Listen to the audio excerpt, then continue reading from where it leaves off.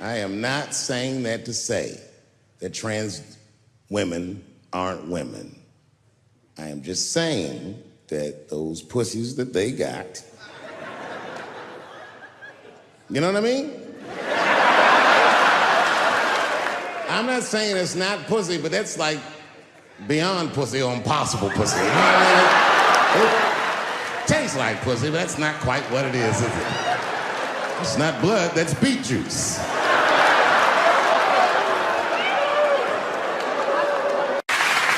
But I can't say the word faggot. And she said, because, David, you are not gay. I said, well, Renee, I'm not a nigger either.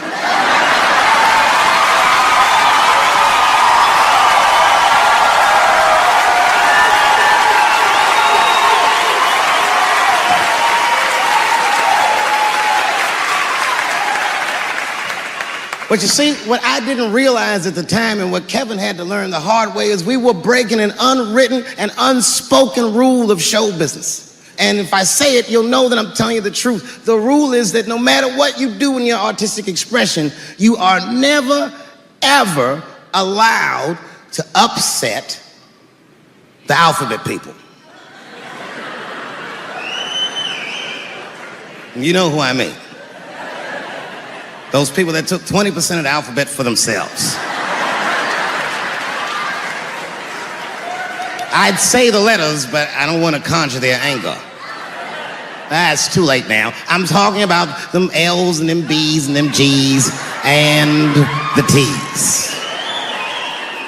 People be surprised. I have friends, all kinds of letters. Everybody loves me and I love everybody. I got friends who are L's, I got friends who are B's, and I got friends who are G's. But the T's hate my fucking guts.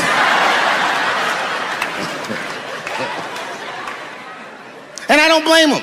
It's not their fault, it's mine. I can't stop telling jokes about these niggas. I don't want to write these jokes, but I just can't stop.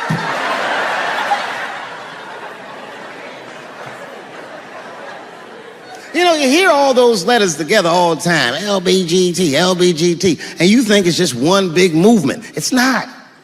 All those letters are their own movement. They just travel in the same car together. And my guess is,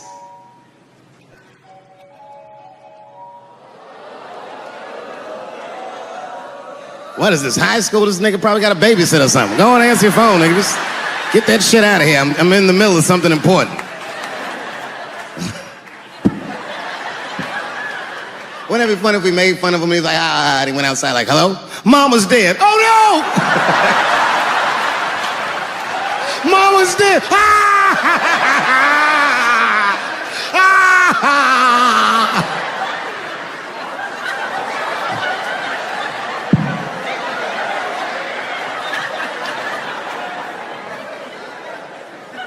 That's a weird timed phone call, wasn't it? It's like his phone is gay.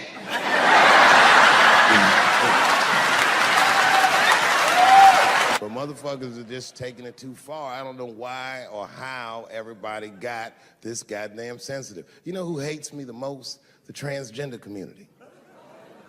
Yo, yeah, these motherfuckers. I mean, I didn't realize how bad it was. These motherfuckers, I was really mad about that last Netflix special.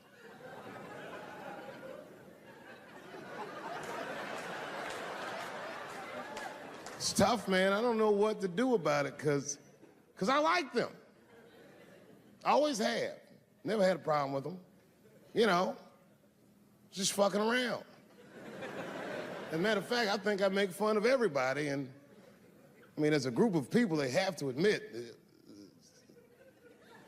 it's kind of fucking hilarious, man. I'm sorry, bro. It's like, I've never seen somebody in such a hilarious predicament not have a sense of humor about it. They're born feeling like there's something other than they're born as, and that's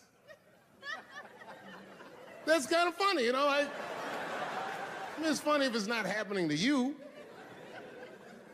It's like that white black bitch that's in the news all the time. Rachel Dolezal. She's a white woman, but then she dressed up like a nigga and shot her way up to the very top of blackness. And I always wanted to meet her just so I could understand. I just wanted to like have dinner with her so I could just look in her eyes and call her a nigger to her face.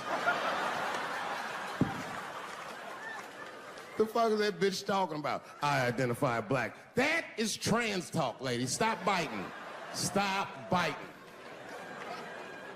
There's a big difference between her and a trans. The difference between her and a trans is I believe transgenders. I don't understand them either, but I know they mean what they say. Them niggas cut their dicks off. That's all the proof I need. I've never seen somebody just throw their dick away. Don't need it.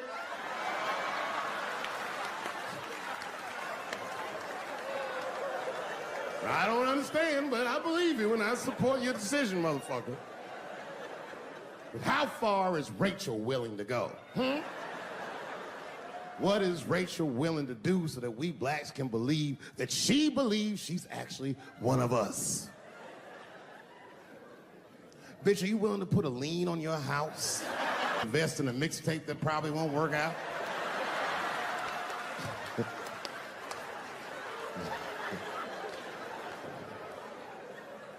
She didn't even change her name. Didn't even change her name. Her name is Rachel. I can't believe in that name. If you want my support, you're gonna have to change your name to the blackest shit I've ever heard. Bitch, you're gonna have to change your name to Draymond Green. I don't know a blacker name than that. That shit is black on paper. If you type Draymond Green into Airbnb, that shit will log off automatically.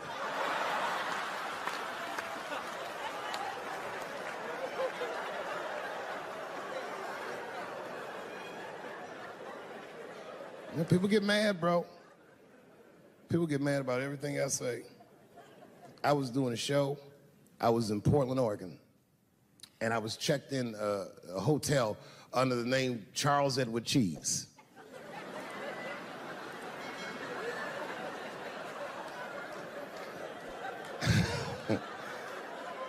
I came back, and there was a note. It was like a letter on my desk. It was addressed to Mr. Cheese. So obviously, I'm going to assume that whoever wrote this letter must be an intimate friend of mine. This is not some kind of name that a person would just guess. But then I open the letter, and it turns out I don't know this person at all. It's a fan letter. You know, I'm not even used to the idea that I have fans, but I'm grateful for it. And even though I'm grateful for fans, I don't read those letters. Be nice if I did, but realistically, it's like, what am I, Santa Claus, nigga? I don't have time for this. Like, got shit I want to do. I'm trying to chill.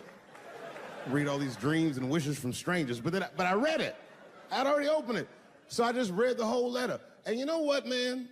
Whoever wrote this letter truly loves me. I mean, they were really fucking nice in the letter. And then they described to me what it was like to come to the show, how excited they were, how much fun they were having. And then they said that when I got to my jokes about transgenders, that they were, quote, devastated. Because it turns out that whoever wrote the letter was transgender. Now, I'm going to be real for a second. You got to understand, I never feel bad about anything I say up here.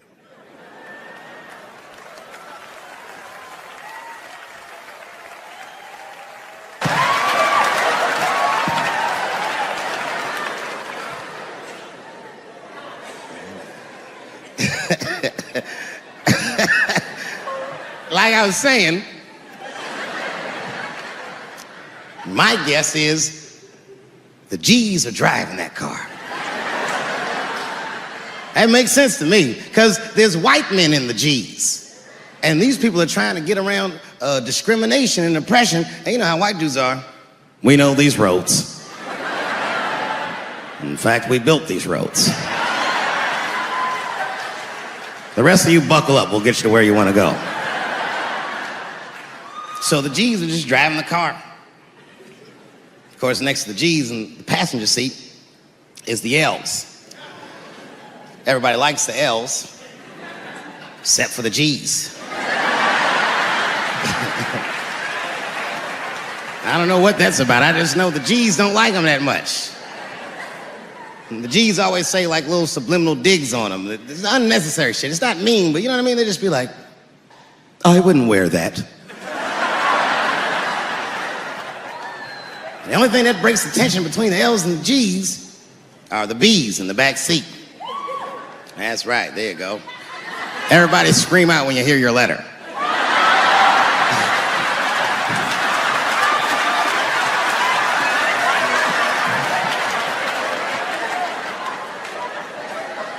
If it's one thing that the L's and the G's agree on, is that the B's are fucking gross.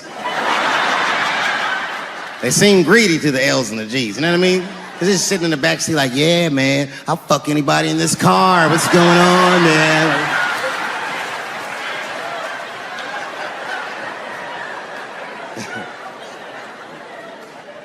And sitting next to the B's, all the way in the backseat by themselves, looking out the window. That's the T's. Everybody in the car respects the T's, but everyone also resents the T's. It's not the T's' fault, but everyone in the car just feels like the T's are making the trip take longer.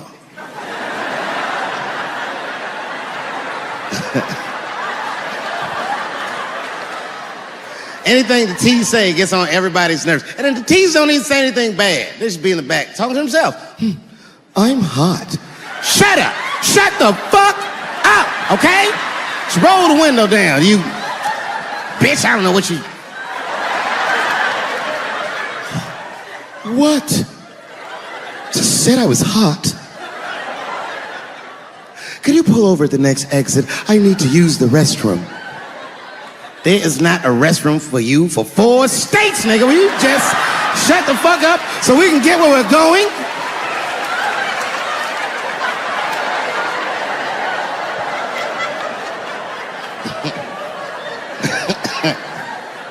And just when that car can't get any more tense, the Q's are a hitchhiker that they pick up on the road. Some white dude in booty shorts is walking down the freeway.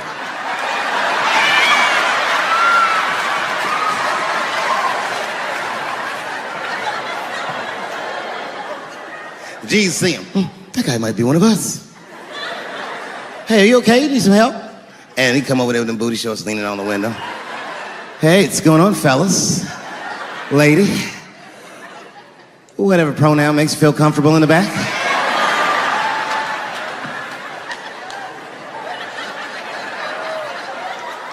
Yeah, I don't really know where I'm going. I don't know if I'm gay or I'm straight or whatever. All I know for sure is that I really want to get in this car.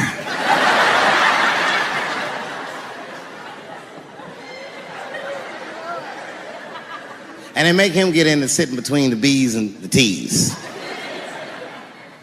I feel bad for T's, but they're so confusing. And it's not all my fault. I feel like they need to take some responsibility for my jokes. Because I didn't come up with this idea on my own. This idea that a person can be born in the wrong body. But they have to admit, that's a fucking hilarious predicament. It's really fucking funny. If it happened to me, you'd laugh, wouldn't you? That wouldn't be funny if it happened to me? I think it would be. What if it did? What if I was Chinese, but born in this nigga body? That's not funny.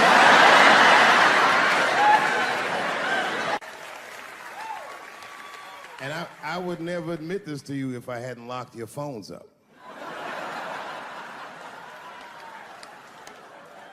But it was the weirdest thing. Like when I read this letter, this shit made me feel bad. I didn't feel bad about what I said, you understand? I felt bad that I made somebody else feel bad. To be honest, I don't even know what I said that upset that person. I have so many transgender jokes.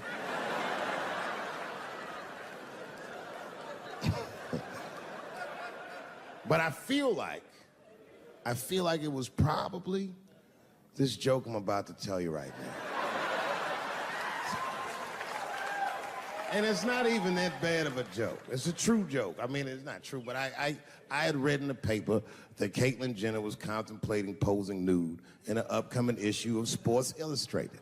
And I know it's not politically correct to say these things, so I just figured, fuck it, I'll say it for everybody else. Yuck. Oh, sometimes I just want to read some stats. I don't know why you're gonna cram some man pussy in the middle of the sports page like this. I just didn't think that was the place for it. But I wasn't saying anything like Caitlyn Jenner's a bad person. I'm not mad at her for doing it. Not even mad at Sports Illustrated. If I'm mad at somebody, I'm probably just mad at myself. You understand? Because deep down, I know that I am not strong enough to not look at those pictures.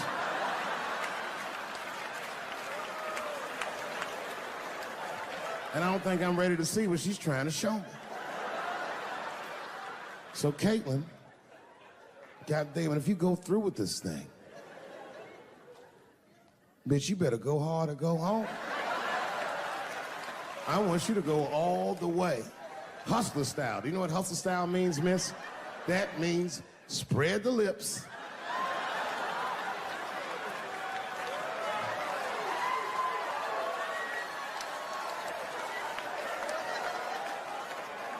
I hope she spreads her lips and there's an itty bitty dick inside. Ah! The show is behind the curtains.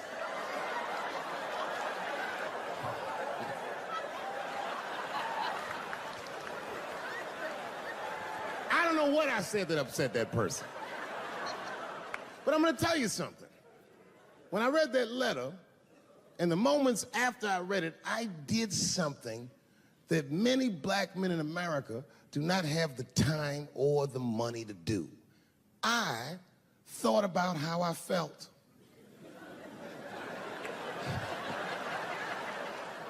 I asked myself a very basic question that I don't think I ever directly contemplated. I said, man, Dave, if you're writing all these jokes, do you have a problem with transgender people? And the answer is absolutely not. The fuck do you guys think I am? I don't understand all the choices that people make. But I do understand that life is hard and that those types of choices do not disqualify you from a life with dignity and happiness and safety in it.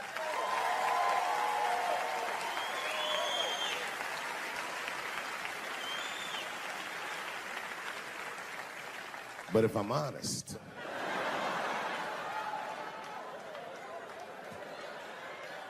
my problem has never been with transgender people. My problem is transgender people. I just feel like these things should not be discussed in front of the blacks. It's fucking insulting, all this talk about how these people feel inside. Since when has America given a fuck how any of us feel inside?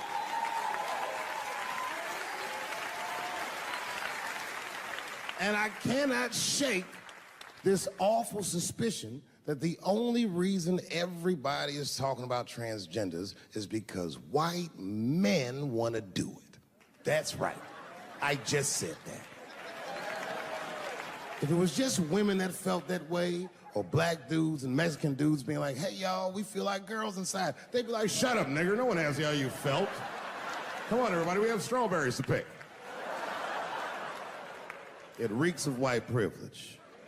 You never asked yourself why it was easier for Bruce Jenner to change his gender than it was for Cassius Clay to change his fucking name?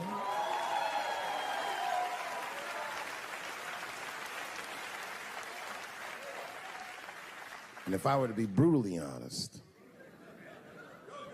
the only reason I ever been mad at the transgender community is because I was at these niggas for 6 songs straight. I had no idea. And then the lights came up and I saw them knuckles. I said, oh no! And everybody was laughing at me. Hi, world star. I said, why didn't you say anything? Then I heard that sultry voice. I didn't say anything, Dave Chappelle, because I was having a wonderful time. And I wasn't sure how you'd feel about it. I said, you knew how I'd feel. And she said, I'm going home. I don't want any trouble from you. I said, home, it's only 2 songs left. I mean, we might as well finish the night. And we ended up having breakfast together. Oh, grow up, that doesn't make me gay. I just titty fucked her. His titties are as real as any titties in L.A. It's 2 o'clock in the morning. I was just borrowing a little friction from a stranger. Whoops. Although Dave Chappelle, the black American, he was a little jealous. I was like, how the fuck are transgender people beating black people in the discrimination Olympics? If the police shot half as many transgenders as they did niggas last year, it'd be a fucking war in LA. I know black dudes in Brooklyn, hard street motherfuckers that wear high heels just to feel safe.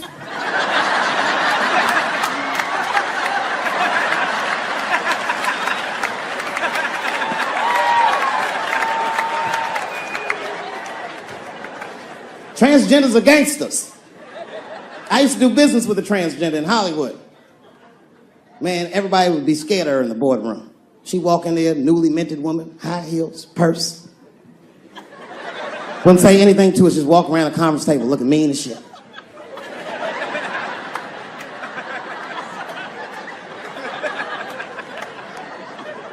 And then she walked to the head of the conference table, stare at us all, reach in her purse, and pull her old dick out and throw it on the table. Let's talk business, gentlemen. Ah!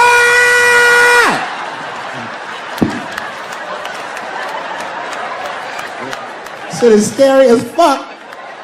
If your best friend pitched that to you, you'd be horrified. Yo, nigga, let's go to the hospital and cut our dicks off and make pussies out of them shits.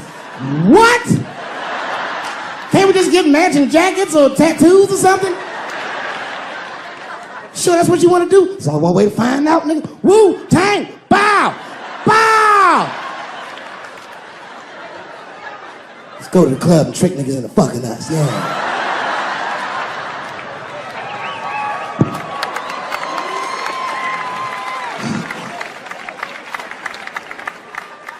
The third time I met O.J. Simpson.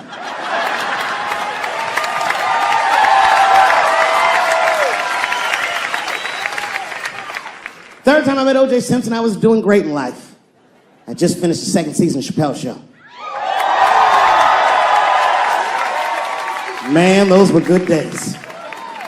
I was playing a comedy club in Miami, the Improv. I don't know if you've ever been, but if you have, you'd know. The door for the green room is right on the stage. Can you imagine such a thing? If I walked out of the door of the green room, bam, I'm just right here. It's right from the dressing room. And I did that. I walked out, and the whole crowd was like, hooray! And I looked, ma'am, as close as you are to me, I saw him as soon as I came out, the juice.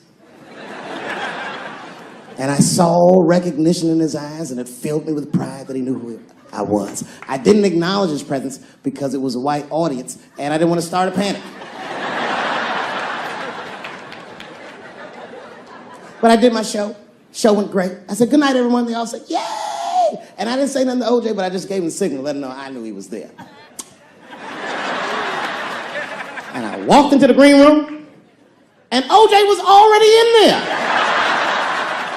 I was like, how the fuck is this possible? I was scared. And then my friends came in, and we all started talking. We sat down on the couch, and I'm just telling you what I saw with my own eyes. You can believe me or not believe me.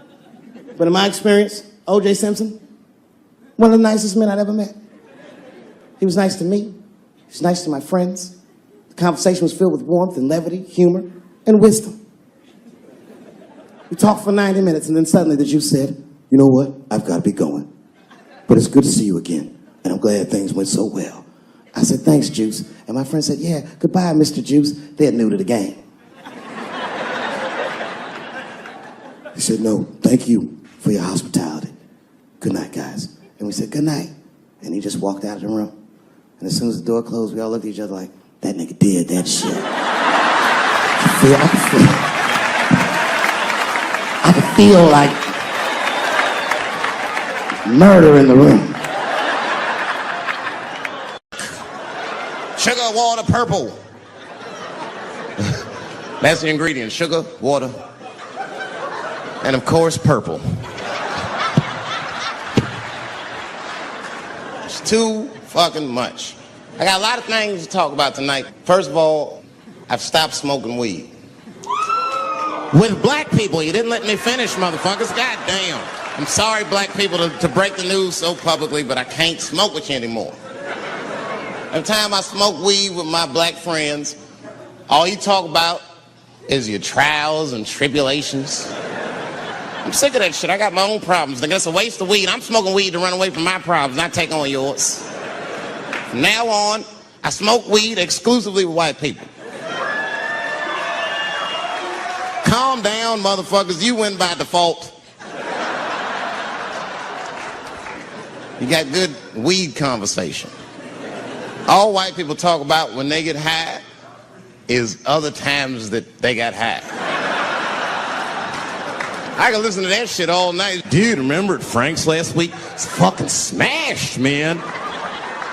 And catalogs everything they drink. 2 shots of Jaeger, tequila, 4 bong hits, man, beer, cheeseburger. That shit is great. Only bad part is you cannot pass out around white people. Every time white dudes pass out around each other, they always do some borderline gay shit when the guy's asleep. Frank fell asleep, so he stuck a carrot in his ass and put shaving cream on his balls. Why, motherfucker? Why would you do that to a friend of yours? He trusted you enough to sleep around you. You gonna put a carrot in his ass? Is that nice? I tell you right now, if I put a carrot in a black dude's ass, a nigga will kill you when he wakes up for some shit like that. That is an automatic death sentence on the street. It's a rap for you. I'm gonna kill that motherfucker. I thought y'all was friends, baby. What happened? I fell asleep at his house, right? We was drinking, and I fell asleep at his house, and while I was sleeping, right? I'm just gonna kill that motherfucker, all right? That's all you need to know. And fuck carrots. But everybody's getting along. I see that shit. I see it all around. Blacks and whites don't fight so much. You know who don't have no beef with anybody is Asian people. I see how y'all be doing. Y'all just lay in the cut. Only people Asian people beef with is other Asian people. Like if you call a Korean guy Chinese, I've done this. They will flip out. Hey! What make you think I'm Chinese? I am Korean. I look Chinese. Yes, motherfucker, you do look Chinese. That's why I said it. It's an accident. Nigga, to the untrained eye, you all look Chinese to me. It's a mistake. I'm not trying to offend you. Some people say all black people look alike. We don't get bent out of shape. We normally just call those people police. Okay? Just learn to live with it. That's all I can tell you. Everybody's afraid of police now. I'm scared to death of these police. I am, nigga. I got a police scanner. First money I got, this is the first shit I went out, bought me a police scanner. I just listen to these motherfuckers before I go out, just to make sure everything's cool. You hear shit on it. Calling all cars, be on the lookout for a black male between 4'7" and 6'8". Staying in the crib tonight, fuck that. Gotta work on that alibi for a minute. Every black person needs an alibi. I do them impromptu joints. If I'm by myself and need an alibi, I'll just open up the windows in the apartment, turn all the lights on, start beating off right in the window. Look at me. Hey, everybody, look, it's me, Dave Chappelle. I'm crazy. I'm jerking off. Note the time, motherfuckers. It's 2:35. Look at me. I'm jerking off in the window. 2:35. Comedian Dave Chappelle. It's June 10th. Note the time.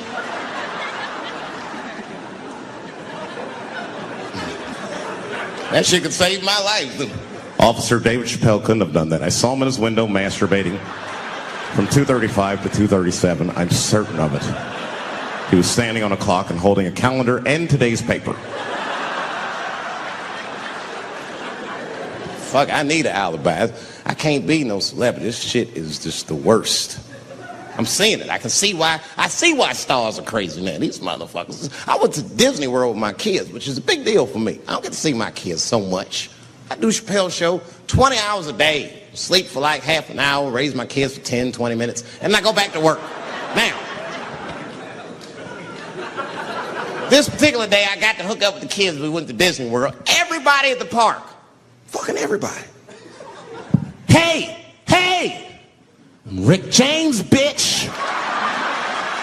Hey, I'm Rick James, bitch. It's like, hey, man, hey. You mind not calling me a bitch in front of my kids? Time out, motherfucker. We take a day off. Even Mickey Mouse did it. I said, this is the most unprofessional shit I have ever seen in my life. Rick James, bitch. Oh, I was fed up. I caught that motherfucker with an uppercut. Pop! Knocked his head clean off. Everybody was screaming. Oh my God, oh my God. Mickey Mouse is Mexican.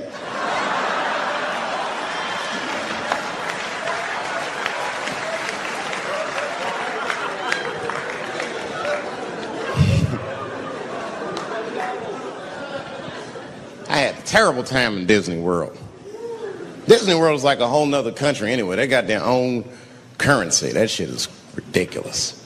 As soon as I check in the hotels, welcome to Disney World, Mr. Chappelle. Can we interest you in some Disney dollars? Nah, man, I'm cool. You can't buy weed and pussy with Disney dollars. Like, I'm on vacation. I like them greenbacks. You know what I'm saying? It's the kind of money people spend. People is very particular about that. I saw that. That was one of the main stories from the war. Was the first big thing we did was they said, now that Iraq has been liberated, we have managed to take Saddam Hussein's face off of the money. And I'm not gonna lie, when that press conference came off, I was like choked up. I was actually proud to be an American because that is a very subtle psychological nuance of oppression to have a dictator on your money. And it's thoughtful to be able to take that motherfucker off for the goodwill of another person, right? But then I thought, well, if you could do that for Iraq, what about our money, man? Our money looked like baseball cards with slave owners on it. George Washington is the worst of the worst. Yes, I said it. You mythologize this motherfucker like he was the greatest dude, man. If I went back in time with a white person and we saw George Washington walking in front of our time machine, my white friend would probably be like, oh my God, Dave, look, there's George Washington. It's the father of this great nation. I'm gonna go shake his hand. I'd be on the other side like, run, nigga, George Washington. And we'd both be right. You like him because he wrote the Declaration of Independence and all that shit. We hold these truths to be self-evident. All men are created equal. Go get me a sandwich, nigger, or I'll kill you. Liberty, justice for all. Am I wrong? Am I wrong? Wait a minute, did he not own slaves? Didn't he own slaves? That's all I'm saying. I almost protested the war in the beginning. Almost. Until I saw what happened to them Dixie chicks. I said, fuck that. If they'll do that to 3 white women, they will tear my black ass to pieces. I don't want to hear that shit. Yeah, man, they would.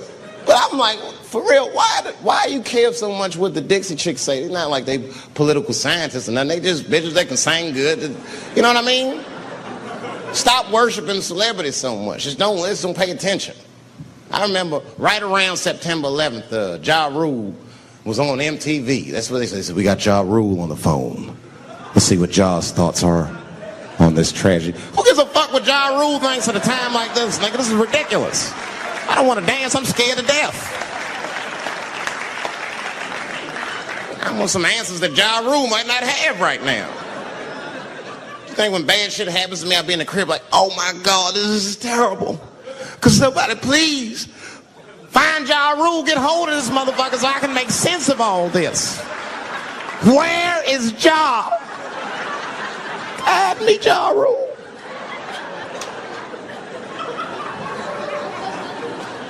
I don't even know why people listen to me. say anything, nigga. I've done commercials for Coke and Pepsi. I don't give a fuck what comes out of my mouth. I just say what it takes. Whatever it takes, that's what I'm saying. If you want to know the truth, can't even taste the difference. Surprise! All I know was Pepsi paid me most recently, so tastes better. It's pretty much how the game goes. I'm just being real, man. There's too much goo-gagging over celebrities. People don't know what's fake and what's real anymore. That's why Bill Cosby got in trouble. Look what happened to Bill Cosby. Bill Cosby said some real shit, and the whole world freaked out on him. For what? For having an opinion? Just because he was selling pudding pops for the last 40 years, people forget that he's a nigga from Philly in the projects, and he might say some real shit from time to time. It's not that big of a deal. I spoke at my old high school, and I told them kids straight up, if you guys are serious about making it out of this ghetto, you gotta focus, you gotta stop blaming white people for your problems, and you've gotta learn how to rap or play basketball or something, nigga. You're trapped. You are trapped. Either do that or sell crack. That's your only options. That's the only way I've ever seen it work. You better get to entertaining these white people, nigga. Get to dancing. Go on out there and be somebody.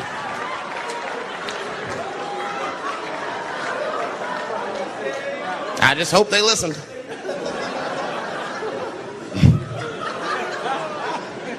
This shit is ridiculous. People worship television. They worship this shit. You know, like if you watch a movie, right? Say you're watching a movie and one character says to another character, say, hey, what's your number, man?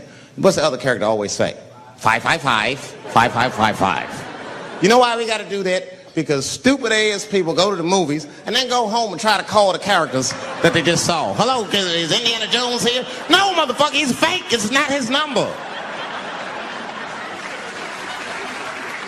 And to be honest, this is the worst time in history to be a black celebrity. Fuck, they locking all our stars up. It's hot right now for black celebrities. I knew it was bad when Kobe got in trouble. I said, this is a wrap for us. He's one of the most wholesome dudes we had. They locked him up, everything. And Kobe kept it together. Thank God he held his game together, because if he was cracking under pressure and getting like 6 points a game, the whole LA would have been like, that nigger is guilty. Kobe was playing his ass off.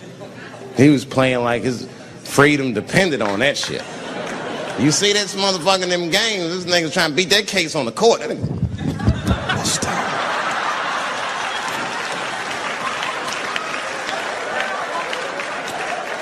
like the judge threw him the ball, like, play for your freedom.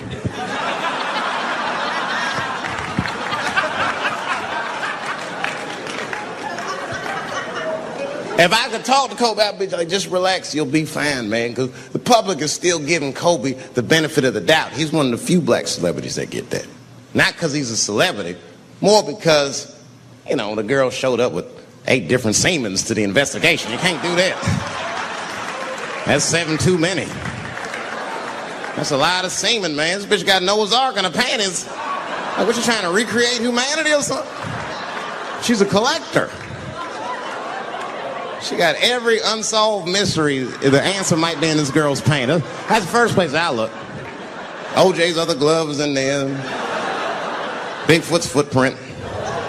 3 CSI reruns is in that motherfucker. We got the most diabolical draws ever. Fuck being a celebrity. This is not the time to be a black star. They locking all our stars up. Black celebrities, this is a witch hunt for us, man. God damn it. It's all OJ's fault. Ever since OJ got away, white people have just been locking up our stars one by one. It's true. And it's not even OJ's fault. It's our fault. We celebrated too openly when OJ got acquitted. We should have been quiet about that shit. As soon as they're not guilty, niggas just dancing. Oh, in your face, nigga, in your face. It hurts, don't it? It hurts. Burns, doesn't it, nigga? Ooh, that justice system burns, doesn't it? Welcome to my world, motherfucker, all that shit. White people wanted OJ's ass bad. City of LA spent over $12 million just trying that motherfucker. And the look on white people's face when he was acquitted, priceless. Priceless.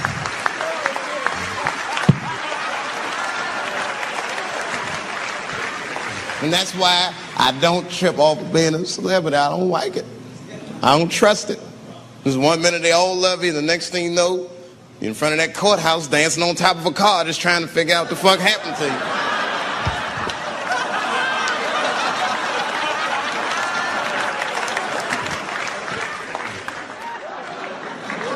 That's what I'm waiting for, because the timing of this Michael Jackson shit is what makes me doubt it. Every time this war is going out of control, or the economy gets bad, or something is wrong with the world at large, it's always these moments in history that Michael Jackson will coincidentally jerk off a kid. This is getting ridiculous. Like, are you planning this shit? Do you have meetings? Michael, thank you for coming. As you know, Michael, the war has not been going as well as we expected. There's been a lot of hiccups, and the public is asking us a lot of questions, of course. And, well, Michael, there's no nice way to say this, and all I know how to do is be direct, so let me just be direct. We're going to need you to jerk off another child, Mike. I'm sorry. I am sorry. But it would really help out. Or maybe he did it. Who knows? Who knows? That's the thing. That's what I wanted to say. Who knows? Who the fuck knows? Mike, God, and this little boy know. That's about it. That's about it. The only reason that I can even talk about this shit is because everybody's speculating. They all think he did it. And I don't think he did it. I'm alone in this. I don't think he did it. I'm not going to say I don't think he did it. That's too strong.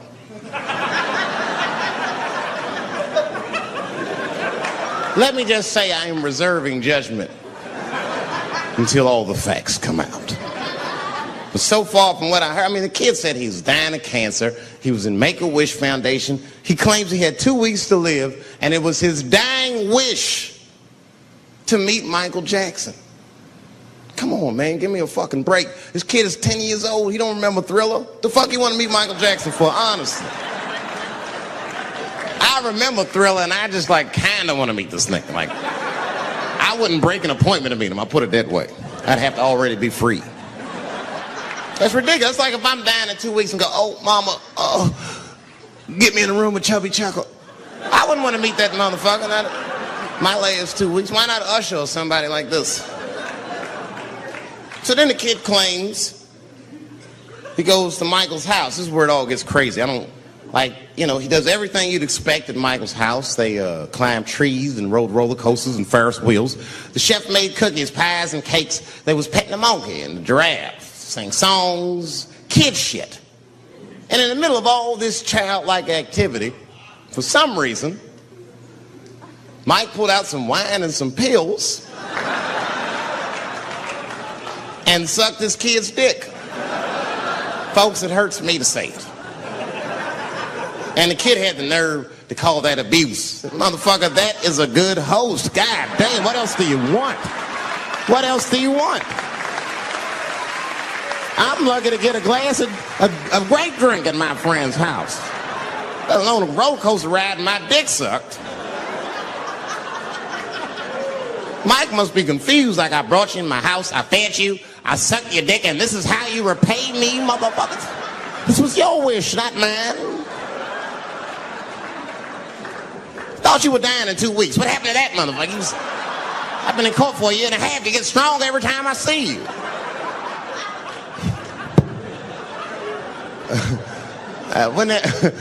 This is fucked up. I shouldn't even say this fuck. Wouldn't it be some ironic shit if they found out through this case that the cure for cancer was Michael Jackson sucking your dick somehow? Like if Mike had powers like Green Mile and all the kids like, please, Mike, suck our dicks. Never again. He didn't appreciate it. Can we at least study your saliva? Please, Mike.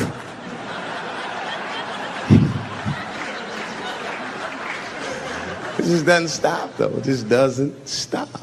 And the only reason I can talk about Mike is because he's a freak. He is a freak. That's why people let you talk about it. Because if I brought up Catholic priest fucking kids, it'd get quiet as shit. But when Michael Jackson does it, it's okay because he's a freak. His face is all cut up. But just remember, when you look at that thing that he calls his face, that he did that for you somehow. Somehow he thought you might, maybe it'll help. Maybe people will like me more if I turn myself into a white, ghoulish-like creature. I don't know what the fuck it is, but he did it for you. And I appreciate the gesture, Michael Jackson. If you're watching this, I appreciate that gesture, and I want you to know, fuck everybody, Dave Chappelle understands. Because you want to know something? I'm getting some work done. Surprise, yes. Nothing major. You would never know if I didn't tell you, but it's some shit I'm insecure about that I want to work on. If you must know, I'm getting Botox done on my balls to get these wrinkles out. Finally, I have these shit smooth as eggs. No, I can't wait. I cannot wait. And I'm not stopping there. That's just phase one, baby. I'll be like Bob Vila, these old balls. I'm fixing them up. I'm plucking all the hair out. I gotta make room. I know this. I gotta make room. I'm gonna tattoo a gangster ass face on them. Mean expressions like this. And then I'll grow the hair back on the bottom so they got beards like me. And then I'm hitting that beach and looking for ball suckers. I'm gonna wear some high shorts just like this. And walk up to women with a confidence I've never had before. Pardon me, miss. I don't mean to be rude. But do you suck balls? Excuse me?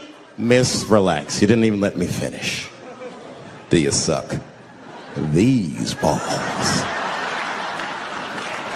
Oh my God, those balls are as smooth as eggs. Yes, I'll suck them. I've played this scenario out in my mind a million times, lady. That's how it always ends. Yes, I'll suck those balls. All our stars, man. R. Kelly pissed on his victim. I know, it was rough. But I mean, again, I can't even judge R. Kelly. First of all, we don't know if these allegations are true, and not even if they are true. If you want to know how I feel about it honestly, if a man cannot pee on his fans, I don't want to be in show business anymore because, well, that's why I got in the game, baby. I got dreams too.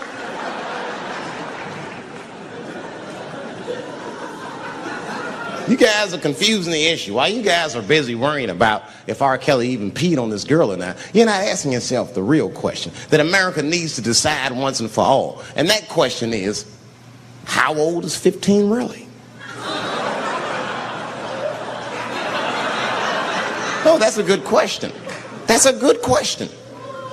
I'm not saying that a person is as smart as they're going to be at 15. That's not what I'm saying, man. But I am saying 15 to me is old enough to decide whether or not you want to be pissed on. I mean, that's me. If you can't make a decision like that by the time you're 15, then just give up, motherfucker, because life is way harder than that. I make tougher decisions all the time. If you don't want to get pissed on, just get the fuck out of the way. It's not even a decision. If I start peeing on the front row, they're not going to have to calculate and think, oh, how do I feel about this? Am I okay with it? They just move. You can do that at 15. I could have. I've been 15. When I was 15, I was doing stand-up in nightclubs. I smoked reefer from time to time. Friends were selling crack. I was trying to finger fuck people. I knew what was happening around me to some degree. Getting pissed on was the least of my worries at 15. Trust me. But it keeps coming up. There's a lot of confusion around that age. Anytime 15 comes up, people freak out. Like when that girl, Elizabeth Smart, got kidnapped. Right? Remember in Utah last year, 15-year-old girl Elizabeth Smart was kidnapped, and then they finally found her, and the whole country was relieved. And I was the only one saying, damn, she wasn't that smart after all. Not because she got kidnapped. That could happen to anybody. I'm not knocking her for that. I'm just saying, if you kidnapped me when I was 15, you got to take me further than 8 miles away from my house, man. God damn. can't hold me prisoner around shit I recognize. I'll break away. I'll break away. Fuck off me, nigga. That's my bus stop. I know where I'm at. I'm going home.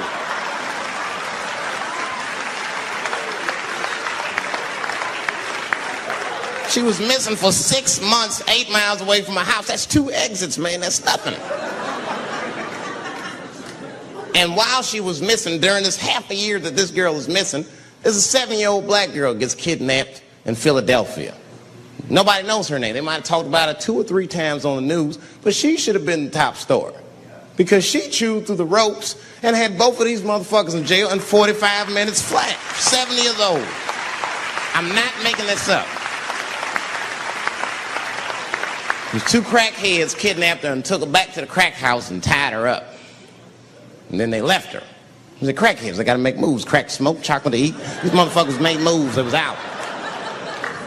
But as soon as they left, this little girl got the nib on. She was kidnapped at 4 o'clock and at home watching herself on the news at 5:30. That shit is crazy. That's a news story. That is a news story. Now, meanwhile, in Utah, 15-year-old Elizabeth Smart's captors left her alone too, and they didn't even tie her up because they're hillbillies. They just bounced. Don't try to escape, bitch, or we'll kill you. Be right back. They leave, and she's 15, sitting in the house by herself. How am I gonna get out of this? Come on, Elizabeth, think. Think, Elizabeth, how am I gonna get out of here? Why don't you just open the fucking door and go outside? Have you thought about that? Do you have a quarter? Do you know your phone number? You're 15, bitch, run. Stop thinking and stop making moves. I know I sound mean, and I know what the people are thinking when I'm saying this. Dave, she is only 15.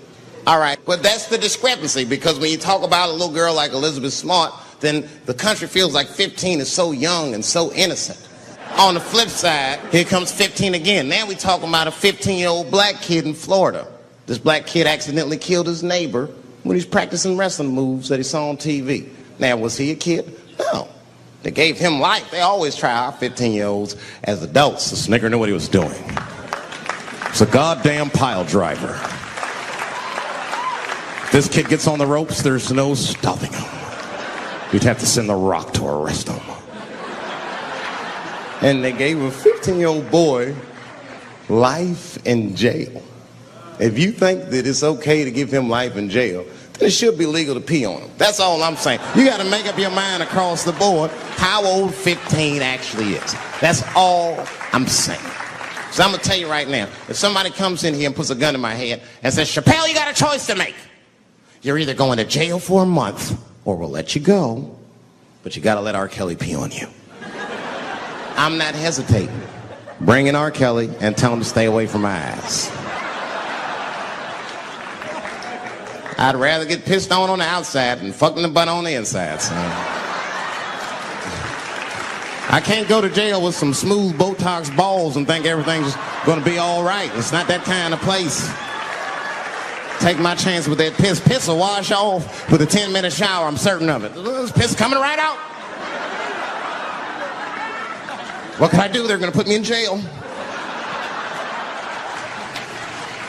Society's changing rapidly. Can't smoke indoors. What the fuck is that all about?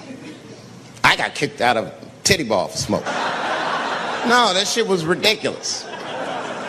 The stripper did it. The stripper came up like, your smoking is a health risk for me. I don't want to work in this kind of environment.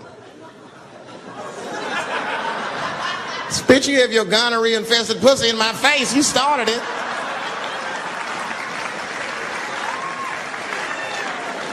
And they threw me out. It's the dirtiest place I've ever been thrown out of. And just to give you an idea of what I mean by dirty, lap dances at this place, $3. It's fucking disgusting. And at the same time, who could pass up a sale, son? It was $3. Of course I did it. It's only 12 quarters. Said, I'll break a 5 for that. I've never seen somebody work this hard for $3. This lady must have been a throwback to the Great Depression. She was all over me. It's the first time I ever told a stripper to get off me. All right. Yeah, thank you very much, miss. Thank you.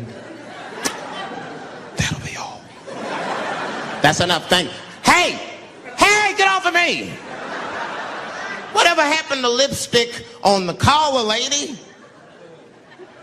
I have a shit streak on the middle of my shirt. How the fuck am I gonna explain this when I get home? Huh? Oh no, baby, me and Bob were playing basketball and Bob dunked on me, was hanging on the rim and his pants fell down. I was checking him close, I think he's swinging and his butt cheeks might have, his butt cheeks I think caught my shirt. I don't know why I was playing ball in my dress shirt. I just was, it was midnight, I don't know, what the fuck? Just let me think. That's when you know a guy's lying if he say shit like that. Hold on, just let me think. The man ever say that to you? Hold on, just let me think for a minute. Can I think?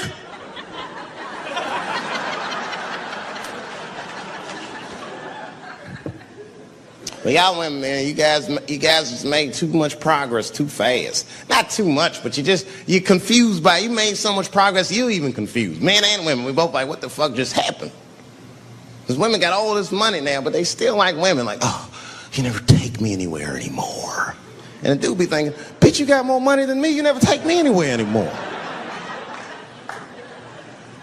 And at the same time, you don't treat a man like a man. You don't cook, you don't clean, and you don't do anything a motherfucker says. You tell a motherfucker what to do. I see women doing this to men all the time. Come on!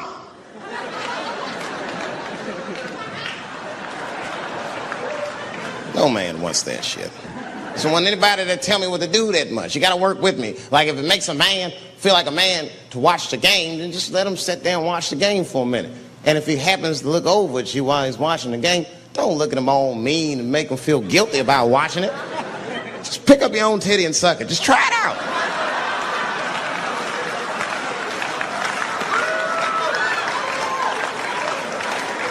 He will instantly remember why he fell in love. Oh, that's right. Forgot my girl sucks her own titties from time to time. I can't walk away from that. It's too hard to find.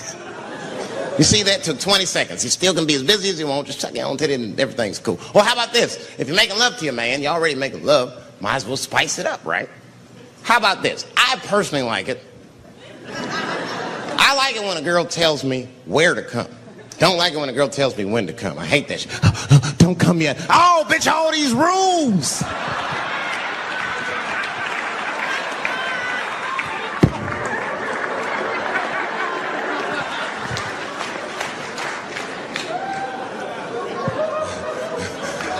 Instead of doing that, why don't you just tell us where? It's make us feel better, especially if you're aggressive about it. I like when a girl goes, wow, come in my face!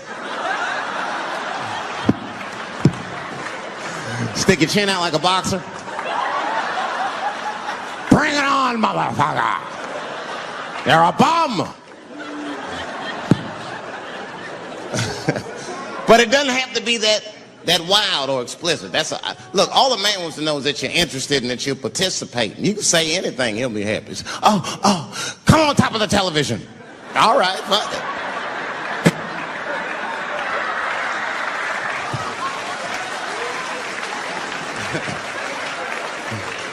The weirder the place, the better. Oh, come in my fishbowl. Damn, the fishbowl. Oh shit, they're eating it. Oh.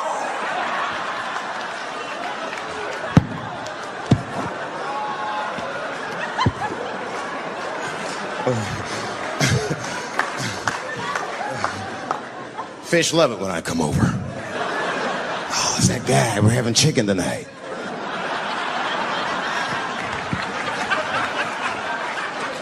You guys, man, thanks, man. It's been the best year of my career. By far. I appreciate you guys watching me. Because I do it for my kids, really, man. And my kids are off the hook. You think I'm a bad motherfucker. Wait till you see the 2000 model Chappelle. This nigga is off the hook. My sons are bad. My oldest son is 3. This nigga made me a necklace out of macaroni. I said, this shit is baller. He painted the macaroni green and put it on a string. He tied it on my neck and he told me he was proud of me. And I got choked up. And he thought I was sad. That's how smart he was. He says, are you sad, Daddy? And I said, no, I'm not sad. You're too young to understand this, son, but this is fucking crazy. You used to live in my balls, man. Now you making jewelry out of macaroni. You a bad motherfucker. Long live Chappelle's.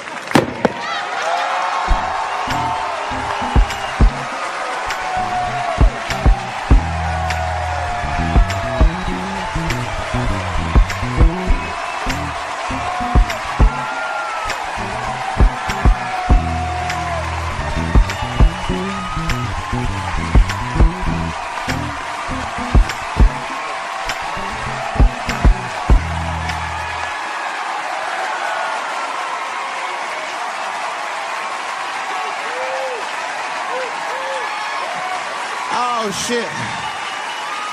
Thanks, guys. Thank you.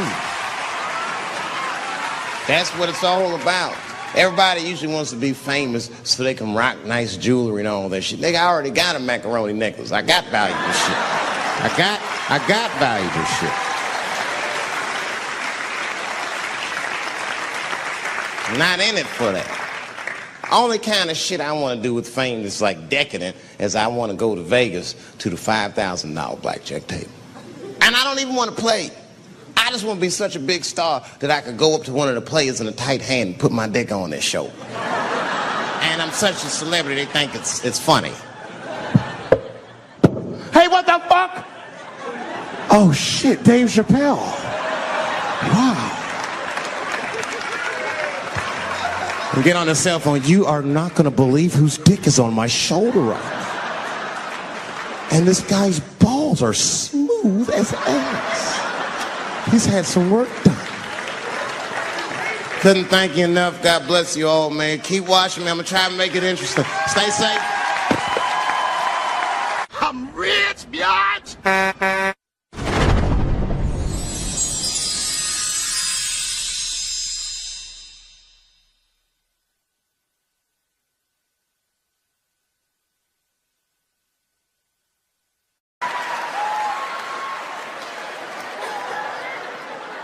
It's hard not to write these jokes. It's hard not to think about. Even when I watch sports, I be thinking about, like think about, okay, say LeBron James changed his gender. You know what I mean? Okay, can he stay in the NBA, or, because he's a woman, does he have to go to the WNBA where he will score 840 points a game? What does it actually mean to be equal? You know what I mean? Like, if women are actually equal to men, then there would be no WNBA, would there? You would just be good enough to play in the NBA with us. Or, here's another idea that's gonna be very controversial. You could shut the fuck up.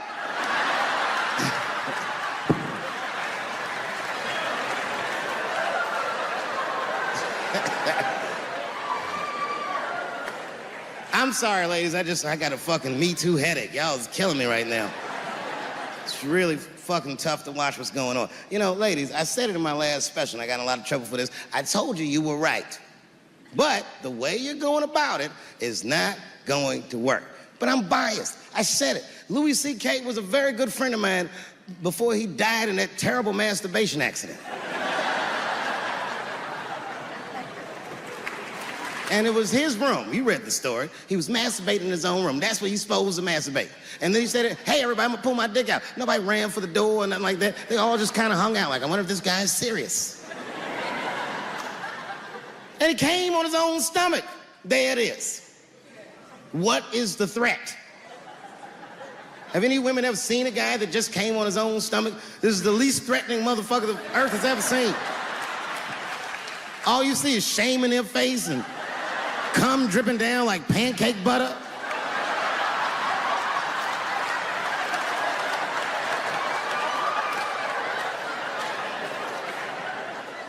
He didn't do anything that you can call the police for. I dare to try. Call the police on him. Hello, police? Yes, I am on the other line with comedian Louis C.K., and I think that he is masturbating while I'm on the phone. You know what the police are gonna say in Atlanta? Well, what are you guys talking about? The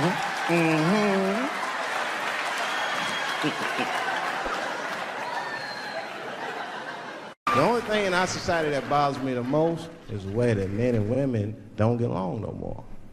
That's really what's bugging me about it. Men and women just don't get along. Like, I hear women say this all the time. I know a lot of you sisters be like, chivalry is dead. Don't you? Don't y'all feel that way? Like men aren't gentlemen anymore? That's right.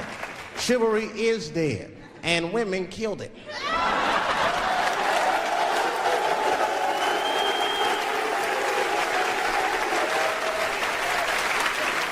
There's a fundamental difference in the way we're going to see things. We're not going to see eye to eye on this issue. We're just not. Our tests in life are different. A woman's test in life is material. A man's test in life is a woman. Now, by test, I mean that those are the things that we desire. Men have nice cars. Not because they like nice cars, because they know women like nice cars. That's how it goes.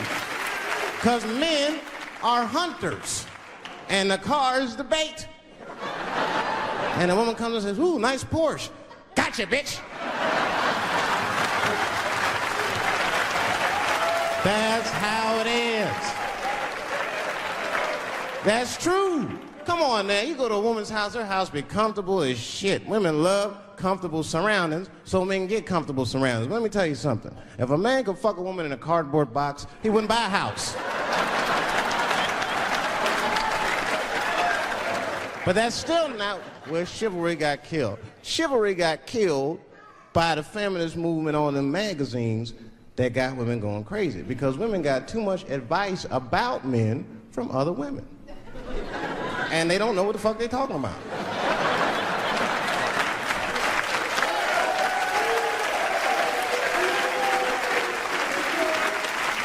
And it's true. I see this shit in the magazines.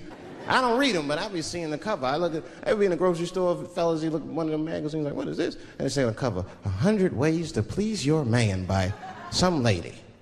Get out of here, man. Come on. Ain't no 100 ways. That list is 4 things long. Just suck his dick, play with his balls, and then fix him a sandwich and don't talk so much, and they're gonna be happy.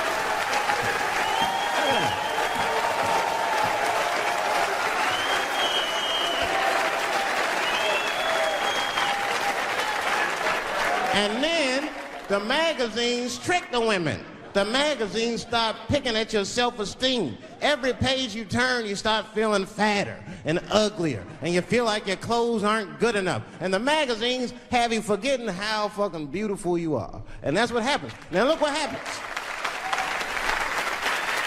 And then you forget how beautiful you are, and we all suffer. If pussy was a stock, it would be plummeting right now because you flooded the market with it. You're giving it away too easy. I'm just being truthful. I'm just talking. It would plummet. We'd be watching the news today. Pussy plummeted again on the NASDAQ. Gold is up 10 points. They ruined this nigga's life, and now he's coming back playing comedy clubs, and they acting like if he's able to do that, that's gonna hurt women. What the fuck is your agenda, ladies? Is sexism dead? No. In fact, the opposite happened. I said it was gonna get worse, and they said I was tone deaf. But 8 states, including your state, have passed the most stringent anti-abortion laws this nation has seen since Roe v. Wade. I told you. I told you. I'll be real with you, and I know nobody gives a fuck what I think anyway. I'm not for abortion. Oh, shut up, nigga.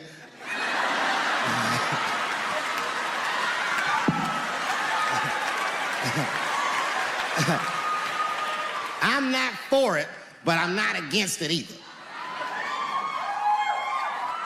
It all depends on who I get pregnant.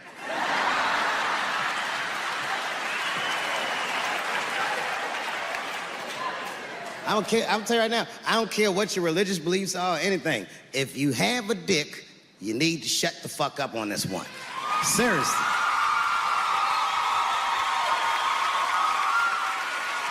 This is theirs. The right to choose is their unequivocal right. Not only do I believe they have the right to choose, I believe that they shouldn't have to consult anybody, except for a physician, about how they exercise that right. Gentlemen, that is fair. And ladies, to be fair to us, I also believe if you decide to have the baby, a man should not have to pay.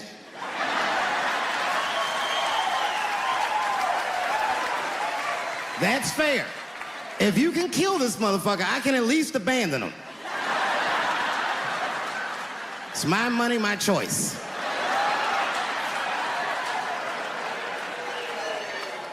And if I'm wrong, then perhaps we're wrong. Just figure that shit out for yourselves.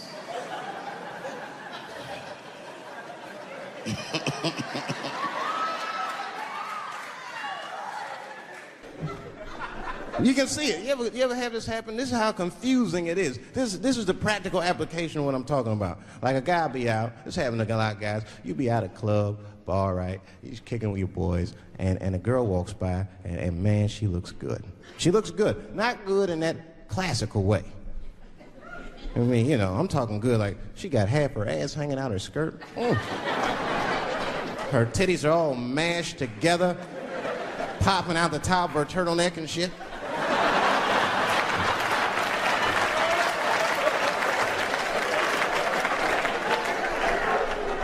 And you with your buddies, right? You with your buddies, you got a couple drinks in you, and you see a girl like this, you might try to talk to her. This might not come out right. I don't know what you say, but damn, look at them titties! Right? The girl gets mad and says, wait a minute. Just because I'm dressed this way does not make me a whore. Which is true. Gentlemen, that is true. Just because they dress a certain way doesn't mean they are a certain way. Don't ever forget it. But ladies, you must understand that that is fucking confusing. Just is. Now that would be like me, Dave Chappelle the comedian, walking around the streets in a cop uniform. Somebody might run up on me. Oh, thank God. Officer, help us. Come on, they're over here. Help us. I'm like, man, just because I'm dressed this way does not make me a police officer. You understand what I'm saying? It's like, all right, lady, fine. You are not a whore. But you are wearing a whore's uniform, I'll tell you that shit right now. I can't deal in relationships anymore. I broke up with my girl, I'm out of Shawshank. I'm free. I don't want to go back. Couldn't even argue with her. You should be able to argue. If you have an issue in a relationship, you should be able to argue that issue out, right? But see, ladies, you got to stick to the fucking issue. You guys take arguments everywhere just to win them.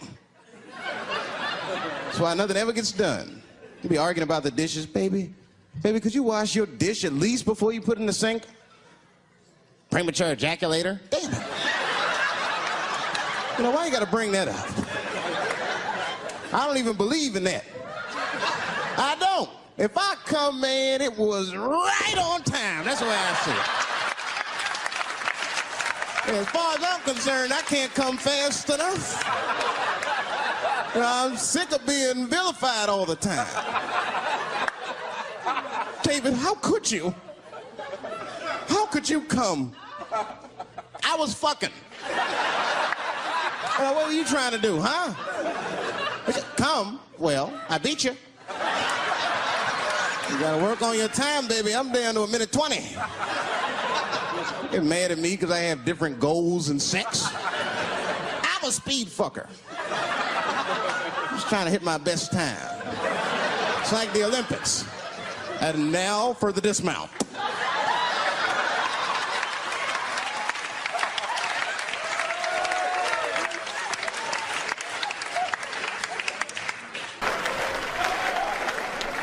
Little misunderstandings can happen. And then men, we misunderstand women a lot. You know, we always undermine their feelings. You can't do that to them. You can't, because, see, feelings are, you see how they're clapping? Feelings are very important to women. They are all important to women. I'm just learning this shit. Everything's based on how they feel. You can hear when they tell stories. You ever hear a man tell a story, it'd be just facts. Who, what, when, where, why.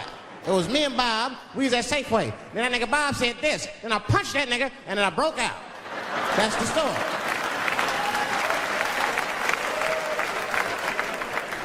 That's the story.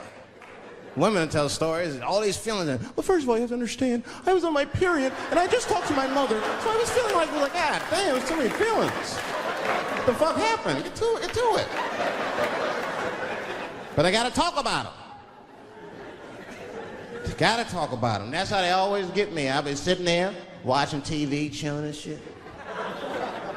My old lady come up to me. David, we need to talk. Fuck! I don't say that out loud. That's how I feel inside. Because I know every time we need to talk about some shit that I gotta do. We don't ever have to talk about anything she needs to do.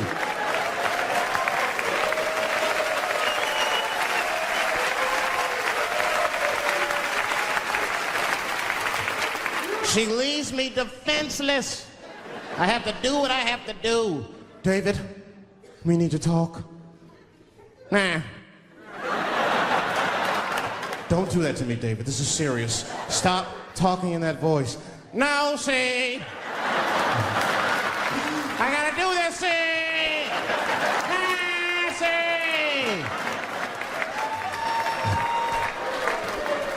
See. It wasn't all bad.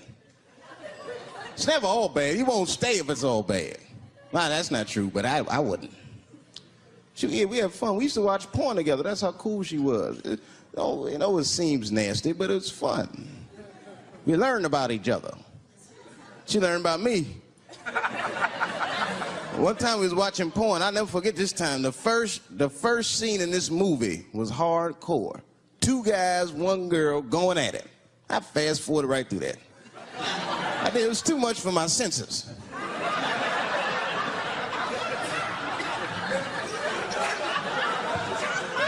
The scene after that was these 2 girls and this guy.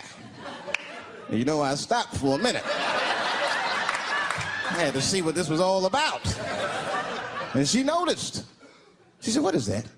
Now, why does that disgust you? 2 men and 1 woman. The men aren't touching each other, but the women are. The 2 women, those men touch each other. The 2 men don't touch each other. Why is that nasty to men? And I'll tell you why. Hey, ladies, you can call me crazy, but I think every straight man has a rule. That would be the 1 penis per fantasy rule. My dick is the star of my fantasy. Nobody else's dick is guest starring in my shit. This is a Dave Chappelle joint.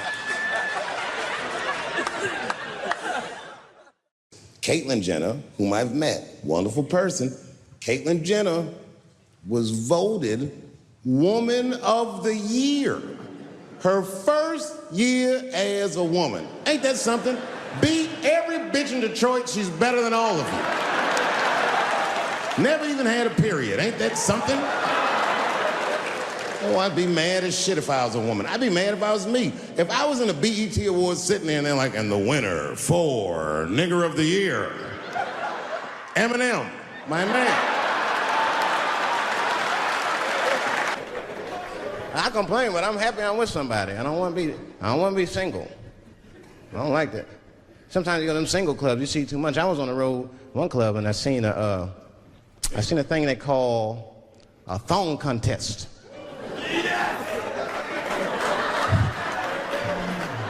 Yeah, I seen a thong contest. See, it's some scandalous shit, all right. I couldn't get over that, man. Because the DJ, you know, I was dancing with a girl, and the DJ said, everybody that wants to be in the thong contest, please report to the DJ booth. The girl was like, excuse me. They put on that song, so, let me see some thong, thong, thong, thong, thong, thong. Them girls was going off. Some of them pulled their pants down, some of them pulled their skirts up, all of them just shaking their butt. Some of them didn't even have underwear on, they was just fucking shaking their butt. I mean, really, I was fucking disgusted, but I couldn't turn away.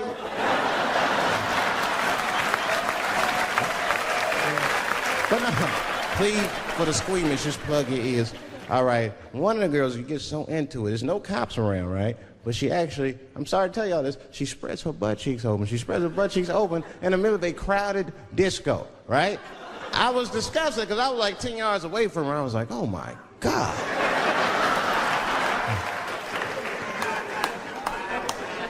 Is that her birth canal? Oh, it gets worse. Oh, good God almighty, is that a baby? I know that's gross, it's gross, because it was a baby. Oh, it was the same baby from the project. She's like, I snuck in the club, nigga. I got that weed if you need me. Just pat on the ass, and I'll come out. I Googled the dictionary definition of a feminist just to make sure I was talking about the right thing. And do you know, sir, what the dictionary definition of a feminist is? I didn't either. Listen to this. Webster's defines a feminist as a human being, not a woman, a human being that believes in equal rights for women. I was shocked that that's what that meant. Because by that definition, I would consider myself a feminist. And I didn't even know that at the time.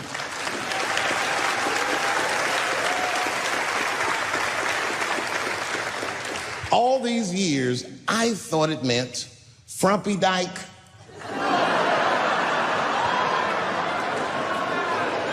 Well, that's who's always talking to me, some chick in overalls. Men are trying to rape us. Ah, not you, bitch, we please.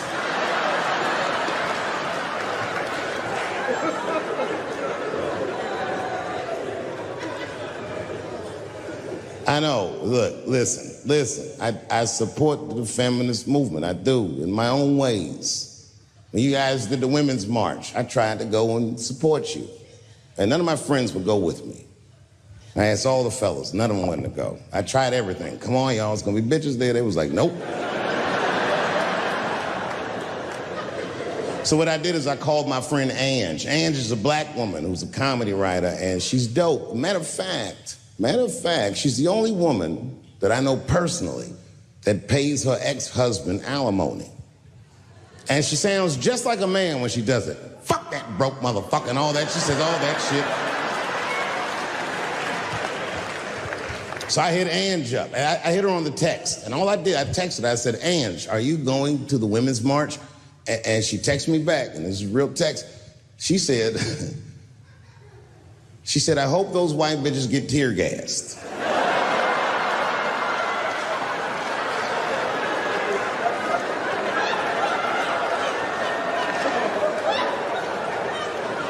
There's a problem in that feminist movement, isn't there? From its inception in America, there's always been a racial component. When Susan B. Anthony was having that meeting and Sojourner Truth's black ass showed up, read your history books. All them white women asked Sojourner Truth not to speak. They didn't want to conflate the issues of women's rights and slavery. But you know how black bitches are. Sojourner Truth went up there anyway.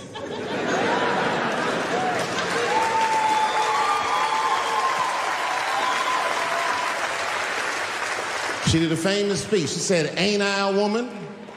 Ain't I a woman? That's right. And listen. I supported the Me Too movement, but the whole time, I thought that the way they handled that was stupid.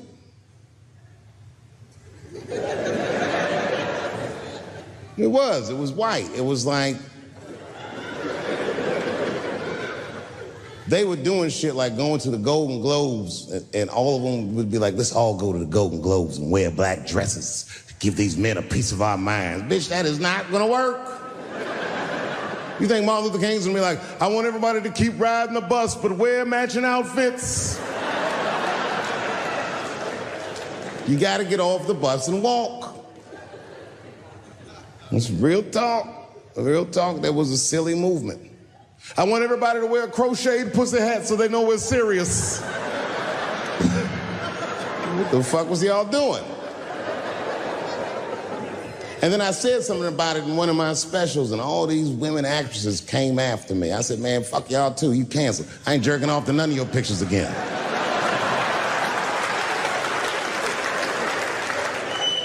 They were like, who is he to tell us anything? I'll tell you exactly who I am. I'm the one that got off the bus and left $50 million on the bus and walked.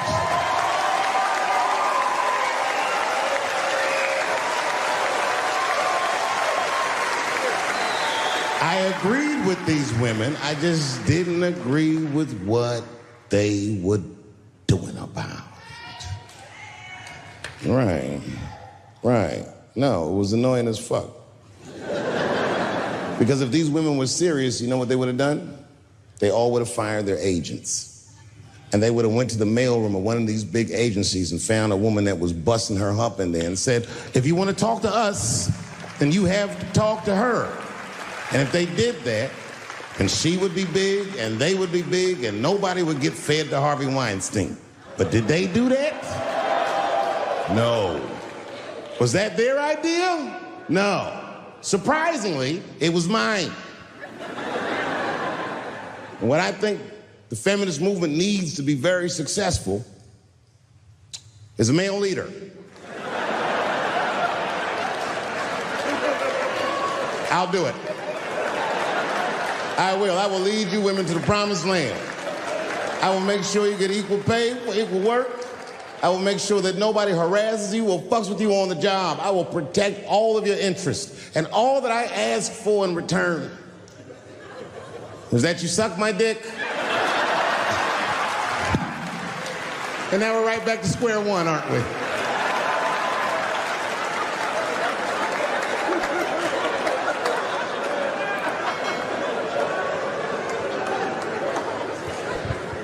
Good people of Atlanta, we must never forget that Anthony Bourdain killed himself.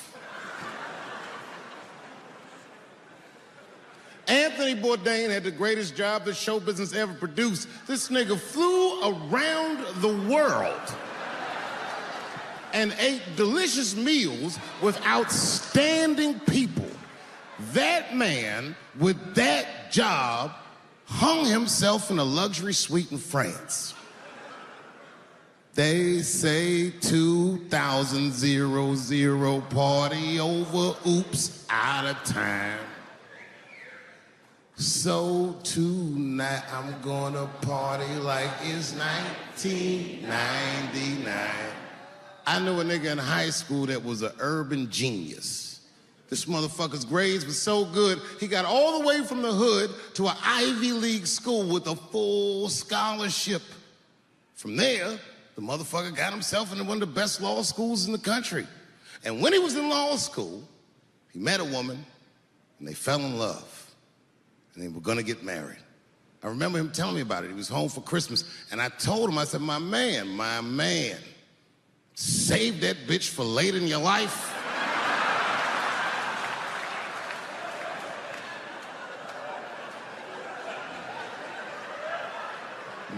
But he's in love. He didn't listen to me. He married her while he was in law school. And sadly, they got divorced while he was in law school. He was a street nigga from the hood. This man had nothing. And that bitch took half of that. And then I just never saw him again for years. And then 2 years ago, I was home in D.C. doing some shopping, trying to buy my sons some socks at Foot Locker. I go to Foot Locker, guess who's the manager? That nigga. dressed like a referee, the whole shit. This motherfucker is 45 years old. We went out drinking that night just trying to catch up, and he told me, he said he's been living with his mother for like 10 years, just trying to get back on his feet. But that's not the point of the story.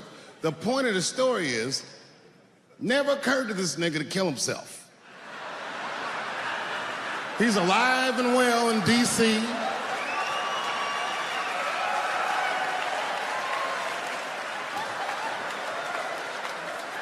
I even suggested to him that he should try it out. Like, I don't know, nigga, you might,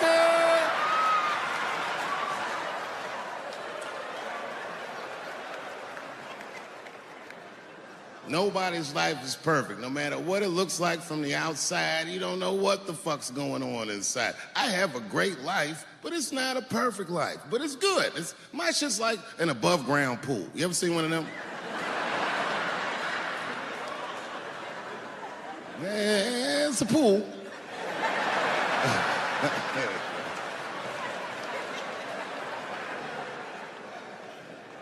So in that spirit, tonight, I thought I'd start my show a little differently. Tonight, I'm gonna do something that I'm not particularly good at, but that I like to do. Tonight, I'm gonna try some impressions out.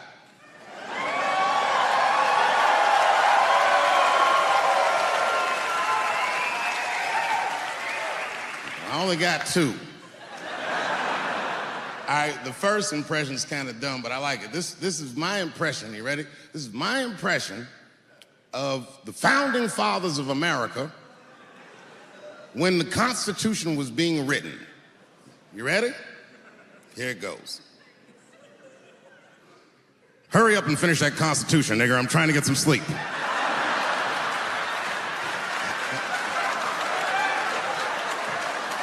It's not bad, right?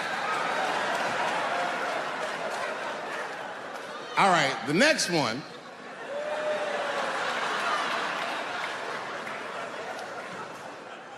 The next one's a little harder. I want to see if you can guess who it is I'm doing an impression of. All right, let me get into character. You got to guess who it is, though. Okay, here it goes. Hey, if you do anything wrong in your life, and I find out about it, I'm going to try to take everything away from you. And I don't care when I find out. Could be today, tomorrow, 15, 20 years from now. If I find out, you're fucking finished. Who's that? That's you. That's what the audience sounds like to me. That's why I don't be coming out doing comedy all the time, because y'all niggas is the worst motherfuckers I've ever tried to entertain in my fucking life. Oh. I'm goddamn sick of it. This is the worst time ever to be a celebrity. You're gonna be finished. Everyone's doomed. Michael Jackson has been dead for 10 years, and this nigga has 2 new cases.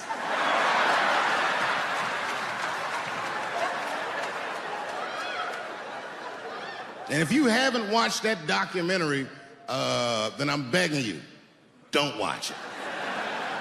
It's fucking gross. I felt like HBO was sticking baby dicks in my ears for 4 hours straight. Really nasty shit. I don't want to know all these things. Turns out, Michael Jackson allegedly likes a long gander at the anus. So they said he stares at people's buttholes. That's what they said. That's how gross the documentary was.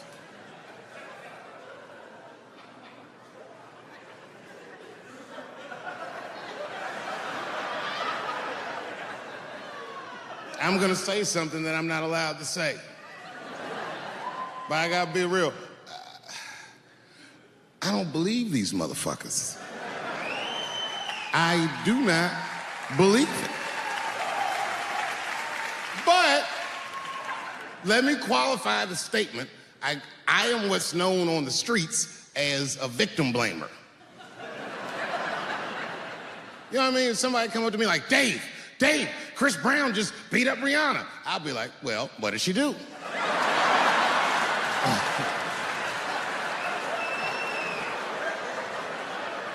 Dave, Michael Jackson was molesting children. Well, what were those kids wearing at the time?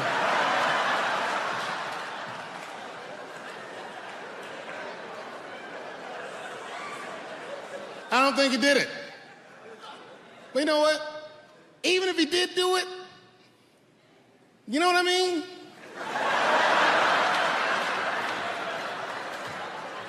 You know what I mean? I mean, it's Michael Jackson. I know more than half the people in this room have been molested in their lives. But it wasn't no goddamn Michael Jackson, was it? This kid got his dick sucked by the king of pop. All we get is awkward Thanksgivings for the rest of our lives.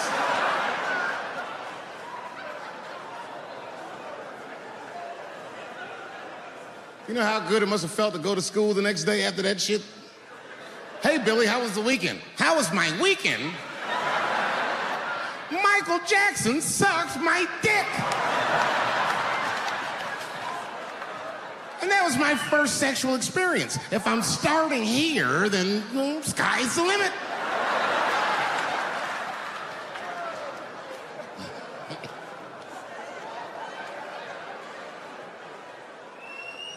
I know it seems harsh, but man, somebody's got to teach these kids. There's no such thing as a free trip to Hawaii. He's gonna want to look at your butthole or something.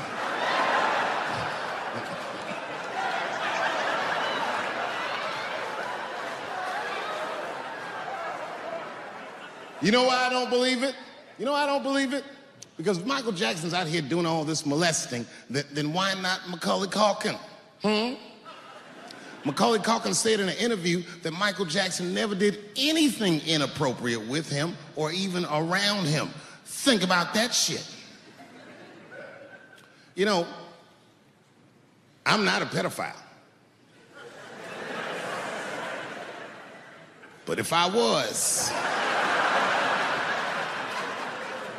Macaulay Culkin's the first kid I'm fucking, I'll tell you that right now.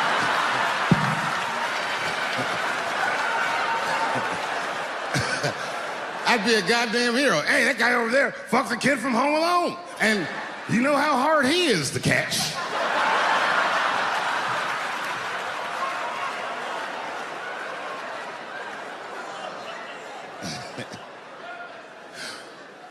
My mind's telling me no.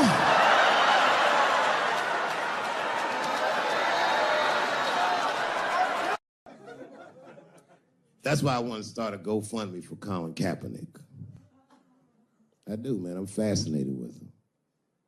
I want to make sure he never has to play football again. He can if he wants to. I just don't want him to have to. Because why the fuck not?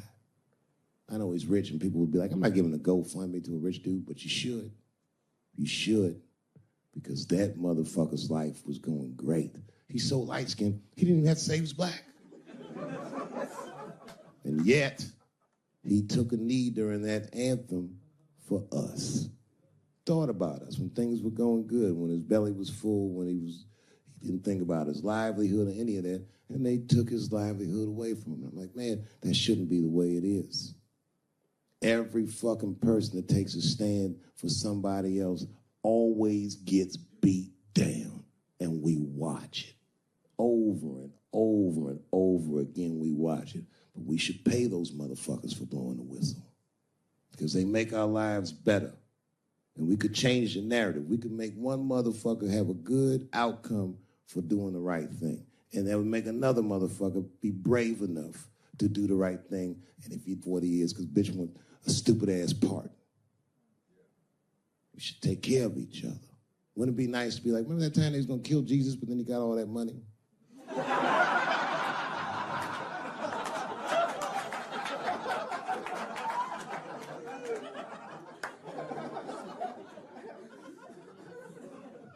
Real talk, man.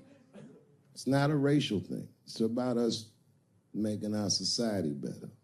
It's about like even these women that are coming forward and everyone say they're brave, and many of them are. And a few of them sucked the dick and got buyer's remorse.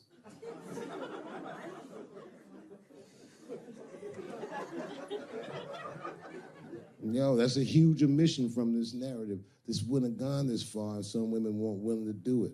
You can't ask every woman to hold the line. Some women can carry things heavier than others. So we should fight for one another. We should forgive the ones of us that are weaker and support the ones of us that are stronger. And then we can beat the thing. You guys keep going after individuals, the system is going to stay intact. You have to have men on your side. And I'm telling you right now, you're going to have a lot of imperfect allies.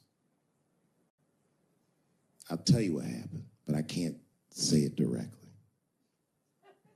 There's a book to me that encapsulates my entire experience before I left the show.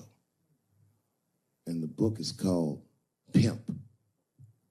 It's written by a guy named Iceberg Slim. Here, bring it up here. This is Matthew. Matthew is from France. He's white. And yet, he has an original copy of this book written by a black American who was a pimp in the 40s. Iceberg Slim, his real name was Robert Beck. He got the name Iceberg because he was in a bar in Chicago and there was a shootout in the bar and a bullet went through this nigga's hat and he still finished his drink. Pimps love shit like that. They said, man, you ice cold. And he said, I like that. And it stuck. This book is so heavy in the front. It has a glossary of pimp terms because the ideas are so foreign to the American ears. For instance, do you know what the phrase mileage on a hoe means? Of course you don't. Mileage on a hoe is a very wild concept. It means that pimps understand there's a finite amount of bad shit a person can do before they'll lose their fucking mind. And a good pimp can look at a woman that he's never seen before and call it, she's good for 500 fucks. That's her mileage. Anything over that, that bitch is gonna spill. They do it to you. Why the fuck you think most of us work from 9 to 5? 9 to 6 might kill a bitch.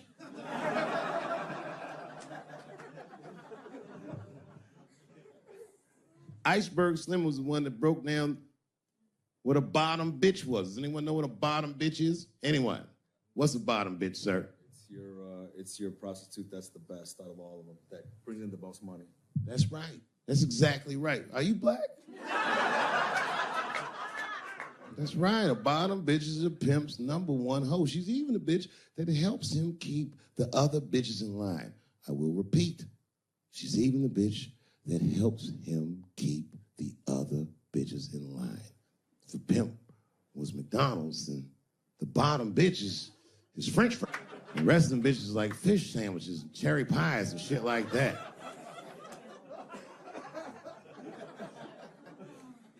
Iceberg Slim breaks down some of the coldest capitalist concepts I've ever heard in my life.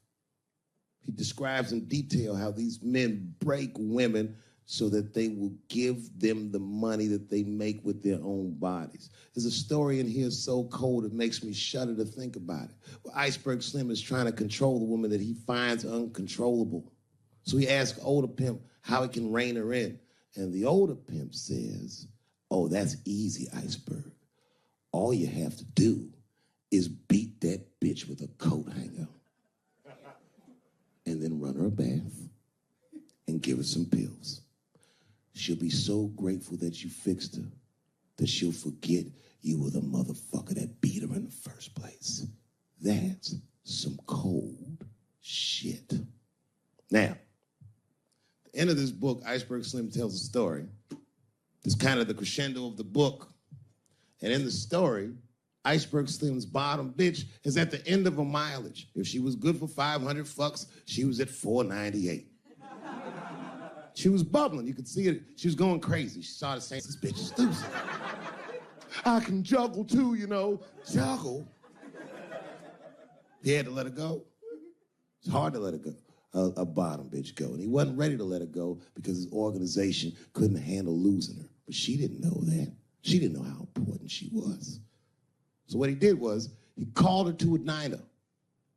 He said, look, bitch, You and I gotta part ways. She said, fine, motherfucker, I don't need you anyway because I know somebody at Ringling Brothers. She's like, all right, bitch, whatever. I got one last trick for you. It's a big money trick. You do this for me, you get paid, I get paid, and we go our separate ways. She said, fine, motherfucker, what do you want me to do? He said, okay, there's a guy in that hotel across the street. He's waiting for you in room number 7. I want you to go over there and I want you to fuck him. But before you do, I need you to put some of this stuff in his drink. And then he's gonna fall asleep. When he does, there's a briefcase on his bed. Bring the briefcase to me. That's the trick, bitch. Can you handle it? She said, fuck yeah, I can handle it. And I can't wait to get rid of you. And she ran outside, jumped on a unicycle and pedaled across the street.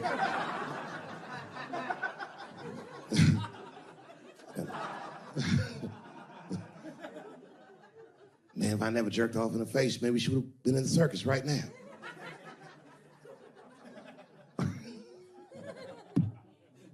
And she runs up to the motel steps and she disappears in room number 7 and she's gone for a real long time. Real long time. So long, in fact, that Iceberg got a little worried. But then, suddenly, she came back. He said, what's going on, bitch? Where's the briefcase? She said, I didn't get it, Daddy. He said, what do you mean you didn't get the briefcase, bitch? What's wrong with you? She said, oh, I did everything you said, but that man don't look right. Something wrong, Daddy. He said, what do you mean something's wrong, bitch? Did you put that stuff in his drink? She said, I did everything you said, Daddy. I put all of it in his drink. He said, wait a minute, bitch. Wait a minute. You put all of it in his drink? Now he had to see for himself. So the two of them go across the street to the motel, and they go into room number 7, and on the bed, laying lifelessly, is the white man that she was supposed to fuck. And Iceberg said, you right, bitch, she don't look good. What the fuck? So he called a friend of his that was a doctor that was close by.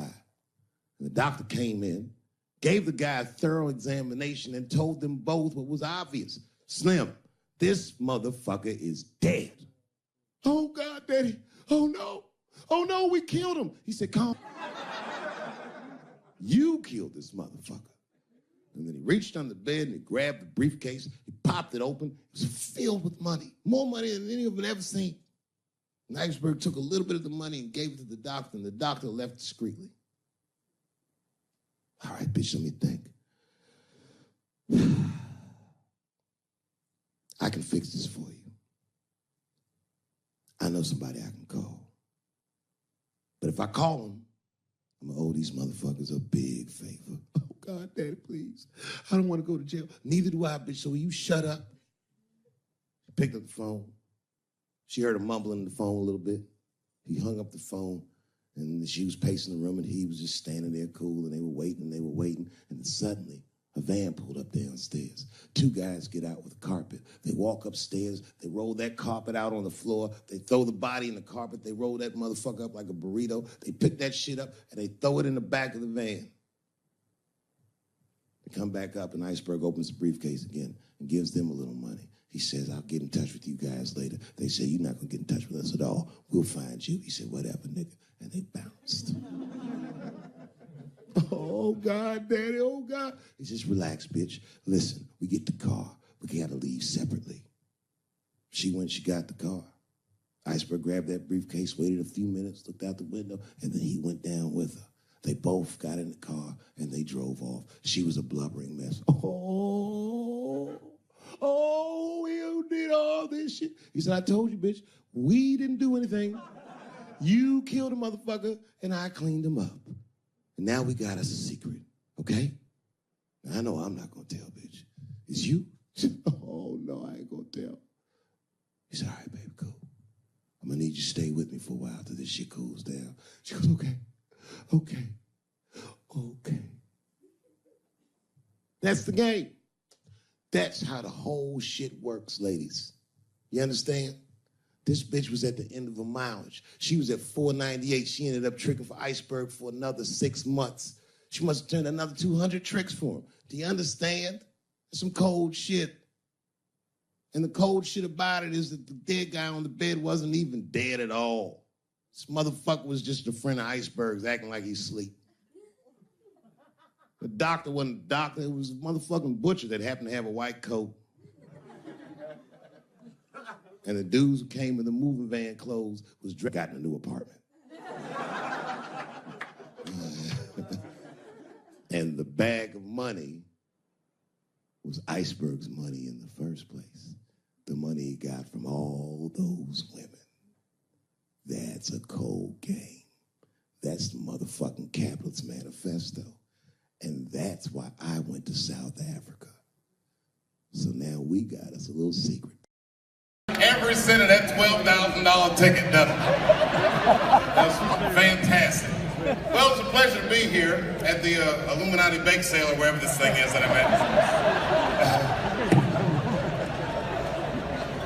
I gotta tell you, I was nervous. Hey, how you doing? You know, it's funny when you see a black person in a room like that, you're like, oh, she owns BET.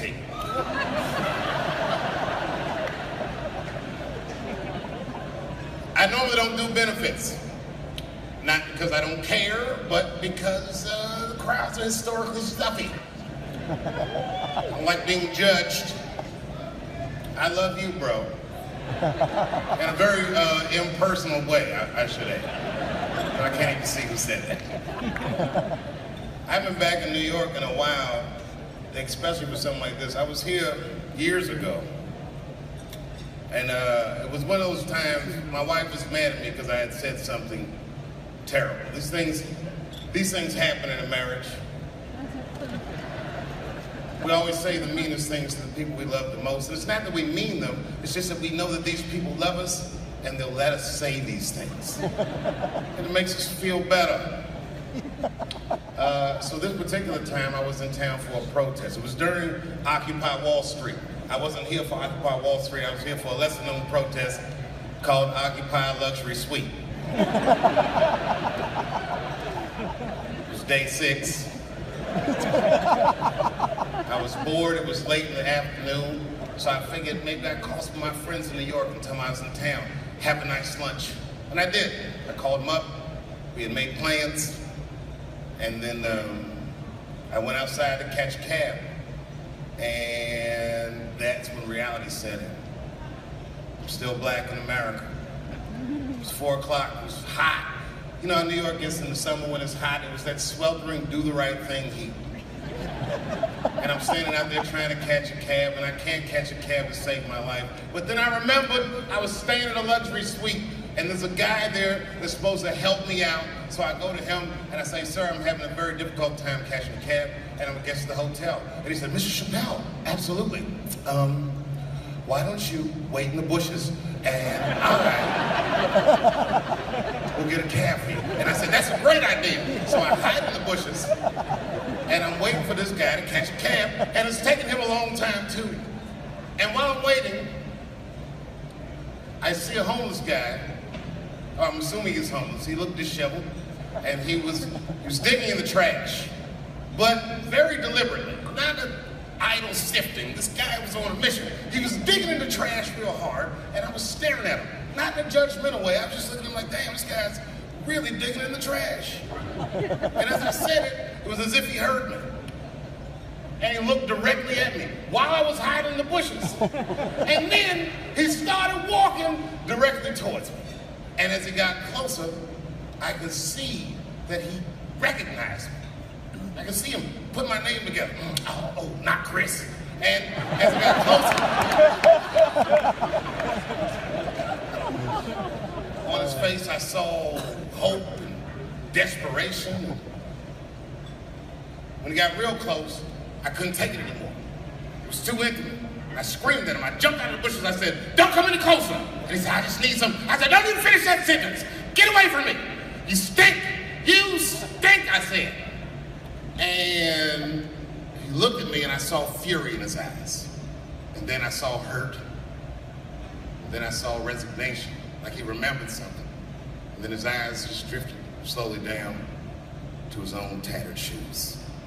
And instantly, when I saw that, I felt so much better. Just then my cab came, and I jumped in my cab. I went uptown to a restaurant called Eataly. It was fantastic. I highly recommend it. They serve huge portions. I couldn't even finish my lunch, and they comped my lunch. And then I was at uptown, so I figured I'd do some shopping. And I did some shopping uptown. And then there I was at Columbus Circle, trying to catch a cab downtown. And again, racism reared its ugly head. I couldn't catch a cab downtown. And then I remembered, holy shit, I have $5 in cash on me.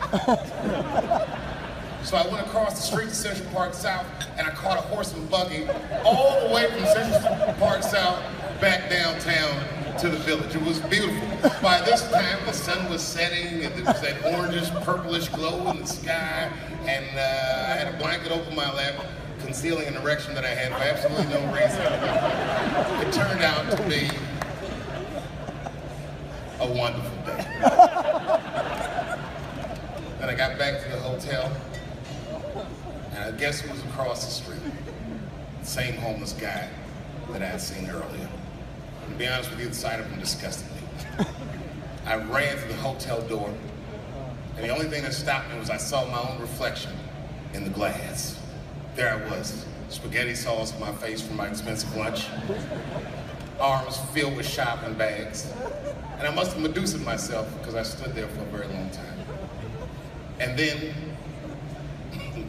the story's going nowhere, but the guy that helped me earlier saw me and he said, Mr. Chappelle, are you okay? Do you need some help with your bags? And I said, no, I don't. I need you to just keep an eye on me because I have to go across the street and take care of something. And I ran across the street to that homeless guy that I'd seen earlier. And as soon as he saw me, he was mad. He said, ah! I said, look, man, I'm sorry. That's why I came over here. I just wanted to let you know that it was wrong for me to say that. And to be honest with you, I couldn't even smell you when I said it. I didn't know that you stunk, but you do stink now that I'm close. And I just wanted to let you know that I was wrong and I'm sorry. And his eyes softened. Now I couldn't see any anger or anything. Matter of fact, I couldn't even read his expression. He just looked at me for a long time. It made me very uncomfortable. They said, you know, deep down, I think I'm around this area because I was hoping that I would run into you. I was gonna punch you in the stomach. It takes a real man to know when he's wrong. It takes a bigger man than that to admit that he's wrong. And you coming over here and apologizing to me, he said, that's no little thing, young man. And I accept the apology. And I said, well, thank you very much, sir.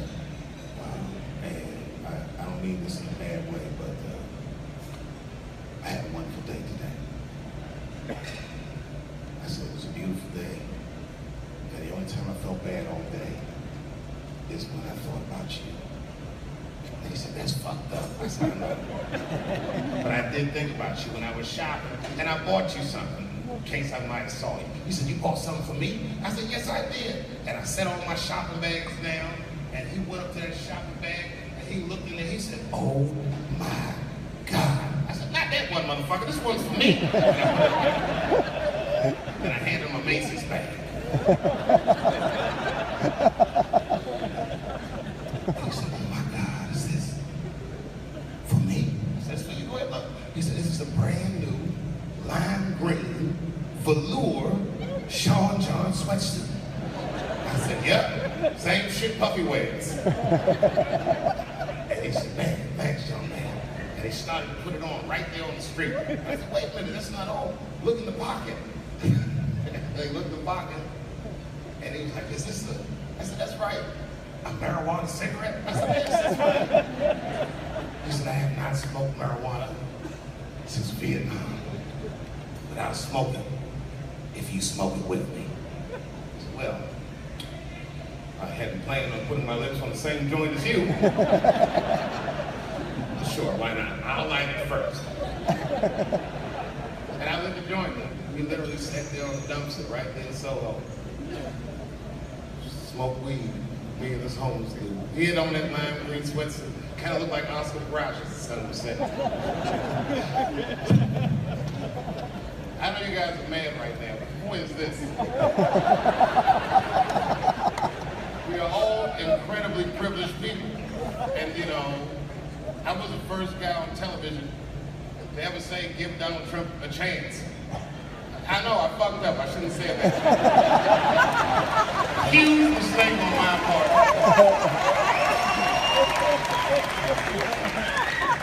It's going worse than I ever dreamed it would go.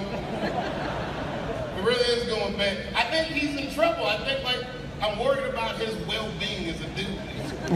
He doesn't seem like he's... The guy held a press conference where he asked the media to stop finding shit out. He said, no, I don't think that's gonna work. You ever see that press conference? You don't know how scary the things that I see in my briefings are. I don't think you're supposed to tell us that, sir. Tell us that shit is scary. Who does that? Even as a parent, do you do that? So the kids saying, hey, little man, look, I'm 3 months behind on the rent, and I'm worried this month. I don't know if it's gonna work out. Go to school and have a productive day.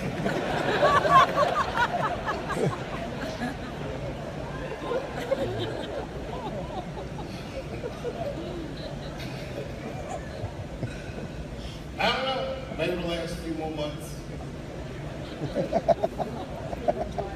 Every day when you wake up, you never know who's going to be next. Donald Trump. He's exciting like you thought a black president would have been. He's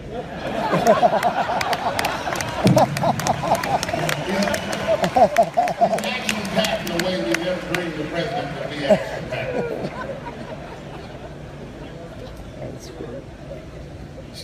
Here's a crazy shit. Donald Trump said we should not let any Muslims into the United States until we can figure out what's going on. And I think that's way out of step with the way people feel in America. Am I wrong on that, or was it me? I think you guys are not a good gauge of how people actually feel about it. You're largely rich white New Yorkers. You didn't even know he was going to win in the first place. I'm the Jane Goodall of white people. I live amongst poor whites. I study them. And I have no problem with any white person, but the poor whites are my least favorite. A lot of trouble from that. But I knew he was going to win. And I just felt like it was out of step. Like, I feel like most Americans believe that we respect each other's beliefs, whether we share those beliefs or not. I know I feel like that. Even out there in Ohio, it's like that. I respect everybody's beliefs, except for whatever Amish people believe. I can't stand seeing them.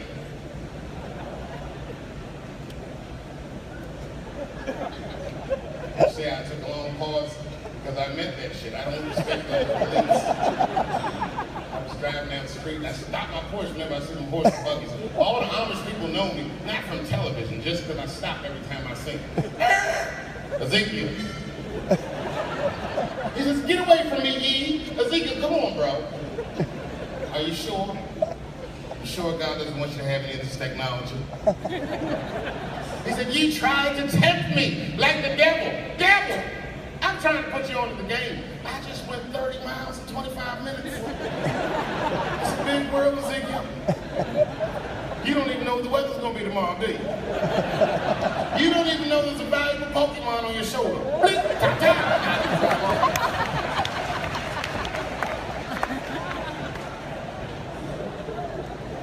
I mean, don't let any more Muslims in the country till we figure out what's going on. I already know what's going on. It's like 17 mass shootings in the United States.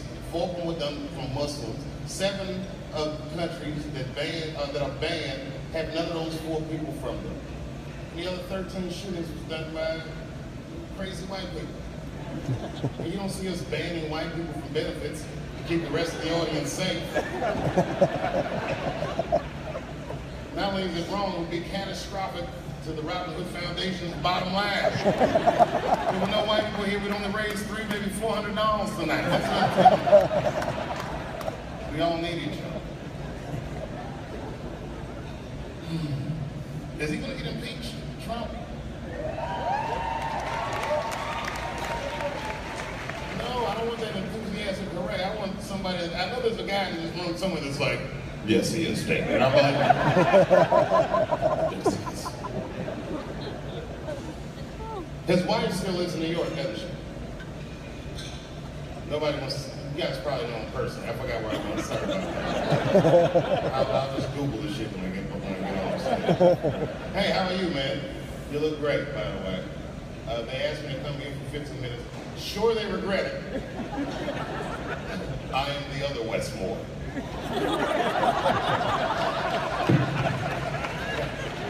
I read that. The other Westmore. I know Westmore's in here somewhere. Congratulations, West. Every time I see you, I'm impressed beyond my wildest dreams. Never met West personally, but I'm definitely impressed. You know, because I know West. Is that you? Hey, man, it's very good to meet you. Like, man, these people are obviously trying to destroy Dr. Cosby's rich legacy. Even 34 allegations into it, I was still like, man, probably only raped 10 or 11 of those people. I know, but it's really tough. You know, you guys are young. See, imagine if you found out 40 years from now that Kevin Hart raped 54 people. You'd be like, oh. The only one that would believe that would be Cat Williams. He'd be like, I knew that motherfucker was up to something. Stop worshiping celebrities so much. Just don't pay attention. I remember right around September 11th, Ja Rule was on MTV. That's what they said. We got Ja Rule on the phone. Let's see what Ja's thoughts are on this tragedy. Who gives a fuck what Ja Rule thinks at a time like this, nigga? This is ridiculous. I don't want to dance. I'm scared to death. I want some answers that Ja Rule might not have right now. You think when bad shit happens to me, I'll be in the crib like, oh my God, this is terrible. Could somebody please find Ja Rule, get hold of this motherfucker so I can make sense of all this. Where is Ja? Guide me, Ja Rule.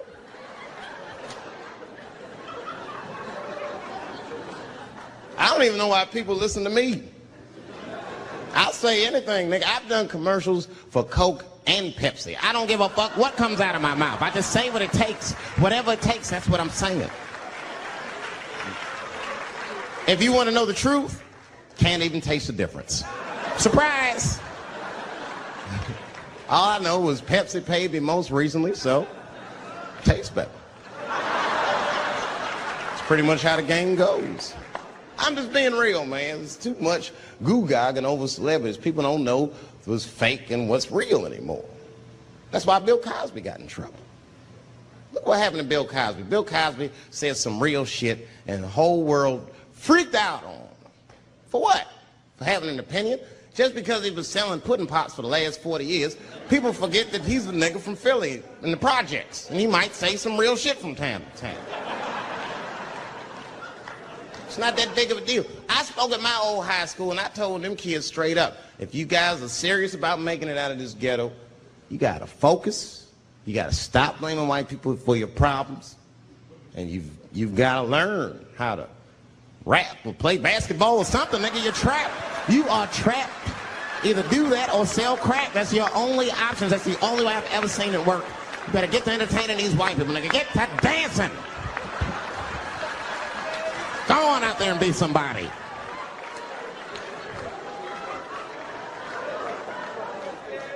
I just hope they listen.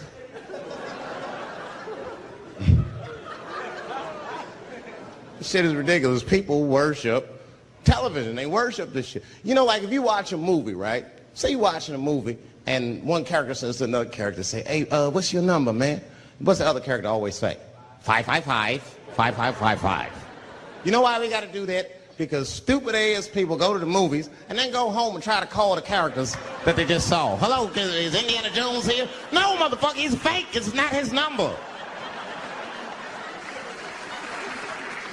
And to be honest, this is the worst time in history to be a black celebrity. Fuck, they locking all our stars up. It's hot right now for black celebrities. I knew it was bad when Kobe got in trouble. I said, this is a wrap for us. He's one of the most wholesome dudes we had. Lock him up, everything. And Kobe kept it together. Thank God he held his game together, because if he was cracking under pressure and getting like 6 points a game, the whole LA would have been like, that nigger is guilty. Kobe was playing his ass off. He was playing like his freedom depended on that shit. You see this motherfucker in them games, this nigga's trying to beat that case on the court.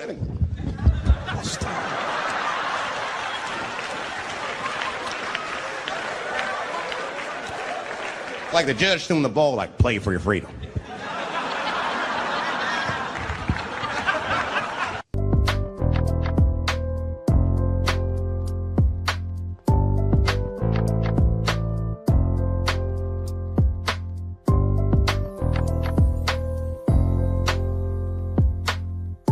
And that's why I don't trip off of being a celebrity. I don't like it. I don't trust it. There's 1 minute they all love you, the next thing you know, you're in front of that courthouse dancing on top of a car just trying to figure out what the fuck happened to you.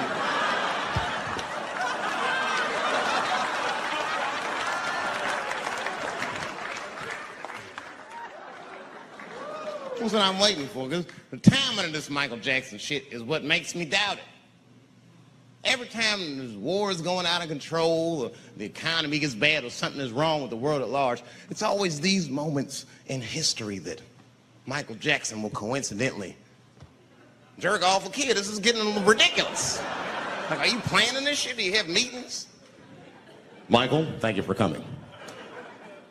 As you know, Michael, the war has not been going as well as we expected. There's been a lot of hiccups, and the public is asking us a lot of questions, of course, and, well, Michael, there's no nice way to say this, and all I know how to do is be direct, so let me just be direct. We're gonna need you to jerk off another child, Mike. I'm sorry. I am sorry. But it would really help out. Or maybe he did it, who knows? Who knows? That's the thing, that's what I wanted to say, who knows? Who the fuck knows? Mike, God, and this little boy know. That's about it. That's about it. The only reason that I can even talk about this shit is because everybody is speculating. They all think he did it. And I don't think he did it. I'm alone in this. I don't think he did it. I'm not gonna say I don't think he did it. That's too strong.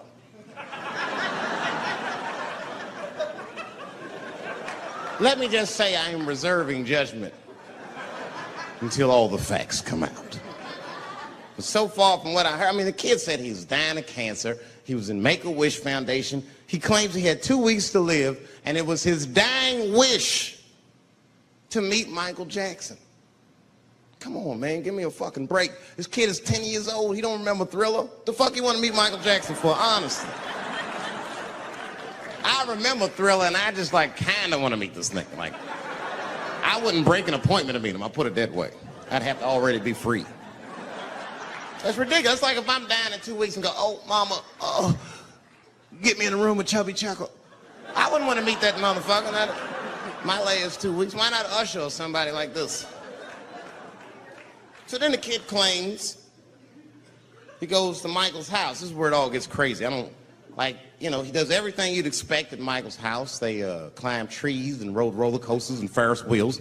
The chef made cookies, pies, and cakes. They was petting the monkey and the giraffe, sang songs, kid shit.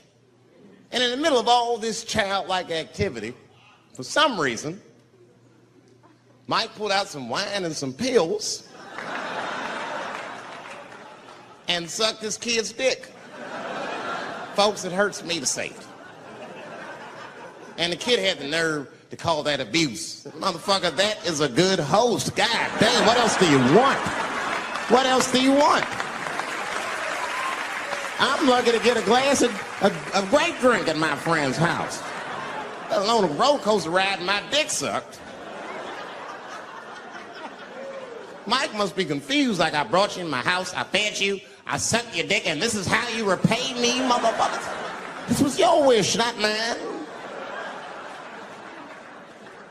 Thought you were dying in 2 weeks. What happened to that motherfucker? I've been in court for a year and a half. You get stronger every time I see you.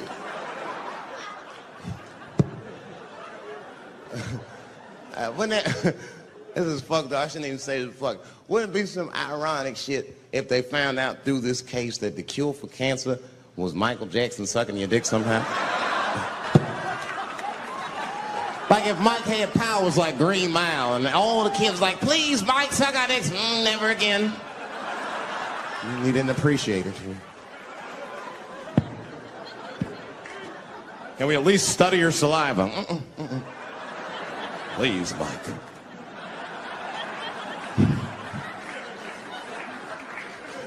It just doesn't stop, though. It just doesn't stop. And the only reason I can talk about Mike is because he's a freak. He is a freak. That's why people let you talk about it. Because if I brought up Catholic priest fucking kids, it'd get quiet as shit. But when Michael Jackson does it, it's okay because he's a freak. His face is all cut up. But just remember, when you look at that thing that he calls his face, that he did that for you somehow. Somehow he thought you might, maybe it'll help. Maybe people will like me more if I turn myself into a white, ghoulish-like creature. I don't know what the fuck it is, but he did it for you. And I appreciate the gesture, Michael Jackson. If you're watching this, I appreciate that gesture, and I want you to know, fuck everybody, Dave Chappelle understands. Because you want to know something? I'm getting some work done. Surprise, yes. Nothing major. You would never know if I didn't tell you, but it's some shit I'm insecure about that I want to work on. If you must know, I'm getting Botox done on my balls to get these wrinkles out. Finally, have these shit smooth as eggs. You just like, you need to stop doing that. And then I tried to change the subject. I go, how is school going, boys? And my sons tell me, well, we didn't have school today, technically. I'm like, well, what's going on? He said, well, there was like a school shooting drill. I never heard of this. You know what this is? They have drills that they make kids do where they practice what to do if somebody comes to shoot up their school. I'd never heard that before. I was like, what the fuck? Then I had to tell my sons the truth. I didn't want to tell them this shit. Son, listen to me.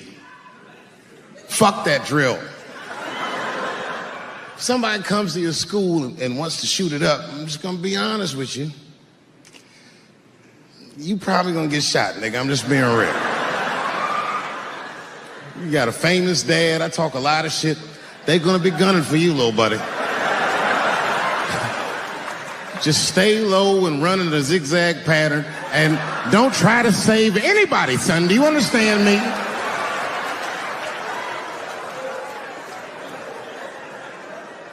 If you're a parent, this shit is terrifying.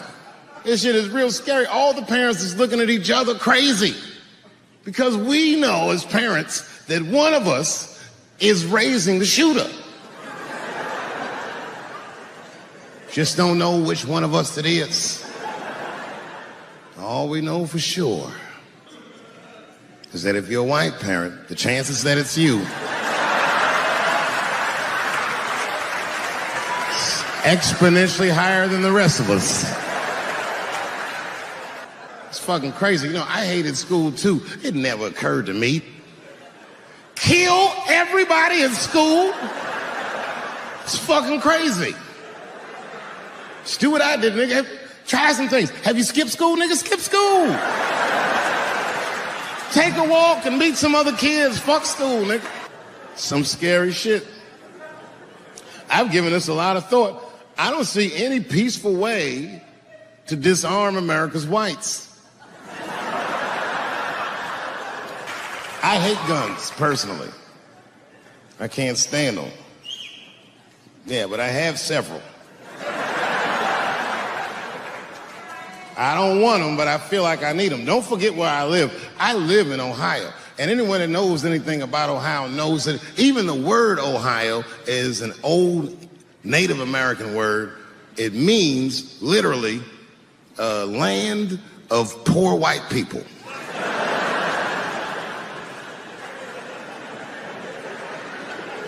And I don't know what's going on down here, but in my experience, poor white people love, and I mean they fucking love, heroin.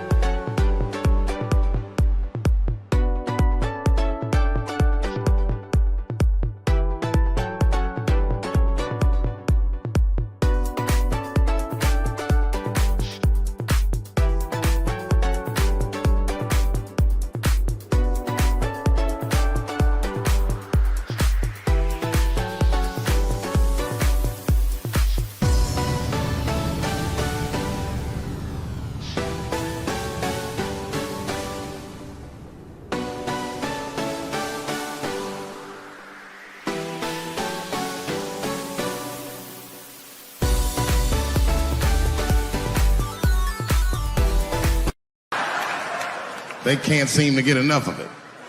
I didn't even know what I was looking at first. I was just driving like, why are all these white people so sleepy out here? These things. It's really bad.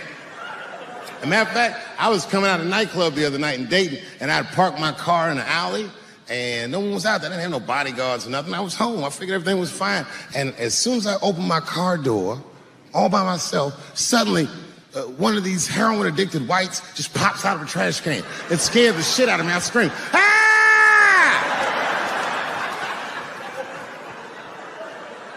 And then I realized it was a woman. She was fucked up. She said, hey man, relax, okay? I'm sick, all right? I need some drugs, man. Please, I'll suck your dick for $5, man. I was like, ugh. 2.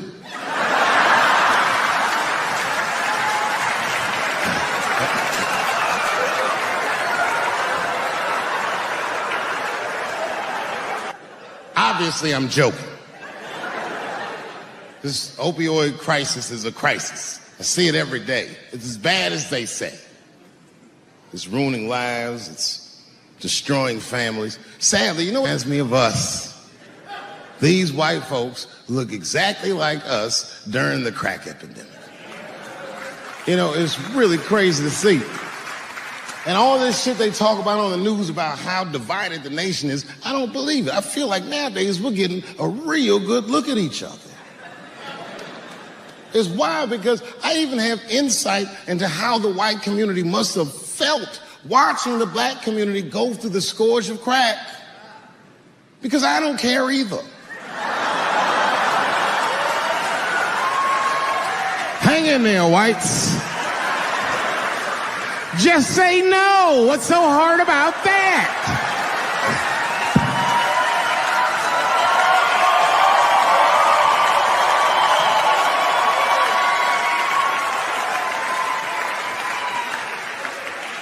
Remember when y'all said that to us? But it's okay. There's no grudges. Now you finally got it right. Once it started happening to your kids, you realize it's a health crisis. These people are sick. They are not criminals. They are sick.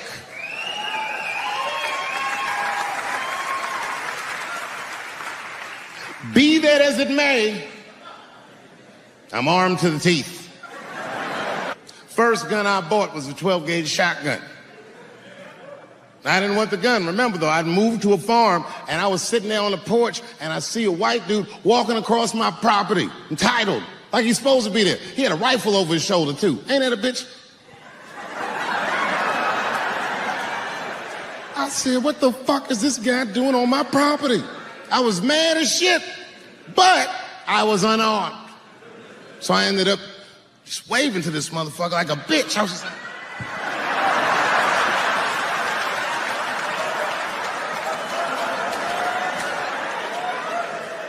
And as soon as he got far enough away, I ran to my car and sped to Kmart.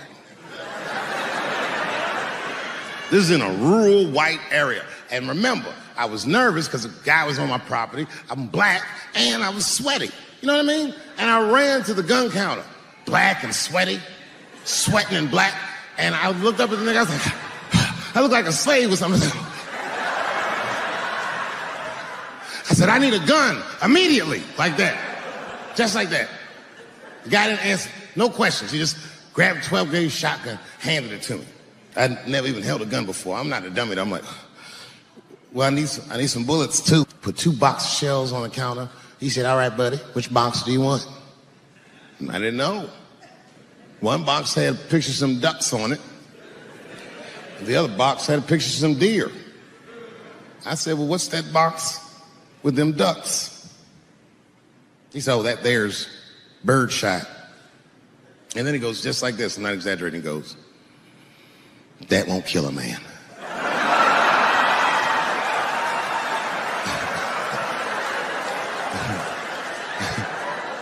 He said, it'll just pepper him up nicely. I said, what the fuck? Pepper? You know what it means to pepper a motherfucker up? It means that when the shell explodes, hot BBs will shoot out of the barrel of the gun, not killing a motherfucker, but penetrating their skin and shallow flesh. Boy, that's gotta hurt. Hot BBs? Ha ha! Remember when Dick Cheney shot a motherfucker in the face and he lived? That was birdshot. I said, well, what's that box with the deer on it? He goes, oh, that there's buckshot. That'll put a hole in the goddamn truck if you wanted to. Hung with the deer up and shook it.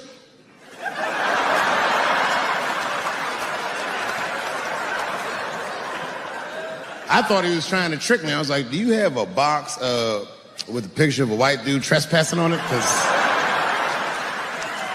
it's exactly the strength I'm looking for. But I didn't know that if you're defending your home with a shotgun, the formula dictates that you're supposed to buy both boxes. This was not a formula that I was familiar with. It goes like this. The 6 shots in a 12-gauge shotgun, so when you load the gun, you load it like this. First shot, bird shot. Next shot, buckshot. Bird shot, and then after that, gun's Jamaican. Buckshot, buckshot, buckshot.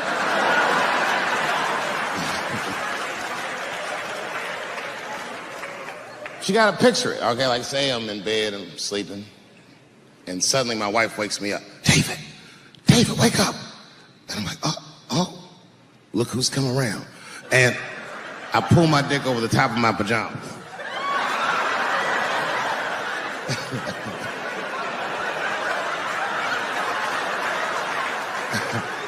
And she says, no, I hear something. I go, oh, this bitch. So I get up, I grab the gun. I say, wait here, baby, I'll go check it out. Just lock the door behind me. Oh my God, she's right there in the kitchen is a heroin-addicted white, and he's digging through the change jar by the door. I worked really hard for that change. I gotta do something. So first, I wrap the shotgun. Hey, motherfucker, click, clack. That's a test. That click, clack sound will stop a rational human being in their tracks. But sure enough, this person is not rational. They're sick on drugs. They're digging in the change. I gotta act fast. This nigga's almost got $1.50. I warned you, birdshot. And there it goes. Hot BBs will permeate his yellow heroin skin. Remember, I'm not killing him. I'm just peppering him up nice.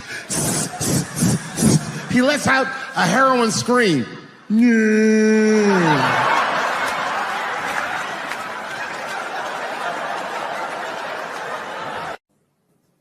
I'll tell you what happened, but I can't say it directly. There's a book to me that encapsulates my entire experience before I left the show.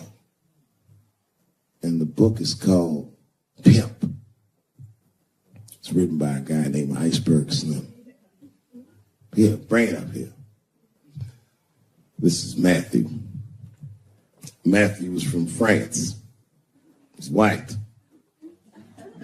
And yet, he has an original copy of this book written by a black American who was a pimp in the 40s. Iceberg Slim, his real name was Robert Beck.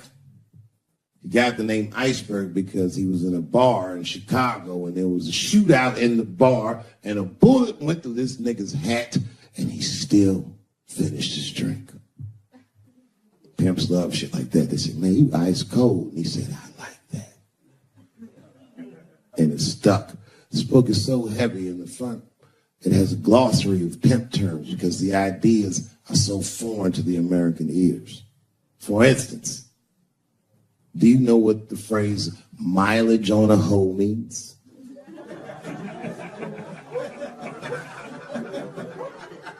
Of course you don't. Mileage on a hoe is a very wild concept. It means that pimps understand there's a finite amount of bad shit a person can do before they'll lose their fucking mind. And a good pimp can look at a woman that he's never seen before and call it she's good for 500 fucks. That's her mileage. Anything over that, that bitch is gonna spill. They do it to you.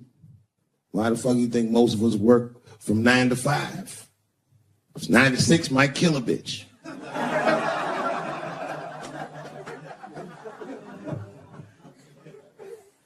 Iceberg Slim was the one that broke down what a bottom bitch was. Does anyone know what a bottom bitch is? Anyone? What's a bottom bitch, sir? It's your prostitute that's the best out of all of them, that brings in the most money. That's right. That's exactly right. Are you black? That's right. A bottom bitch is a pimp's number one hoe. She's even a bitch that helps him keep the other bitches in line. I will repeat. She's even the bitch that helps him keep the other bitches in line. The pimp was McDonald's and the bottom bitches is French fries. And I don't know what you know about Kevin, but I know Kevin Hart is damn near perfect. As close to perfect as anybody I've ever seen. In fact, Kevin is precisely 4 tweets shy of being perfect. 10 years ago, Kevin had made some very homophobic comments. And I'm not gonna repeat what he said, because this is Atlanta. You know what I mean. I'm sure there's a lot of gay men here tonight with their wives.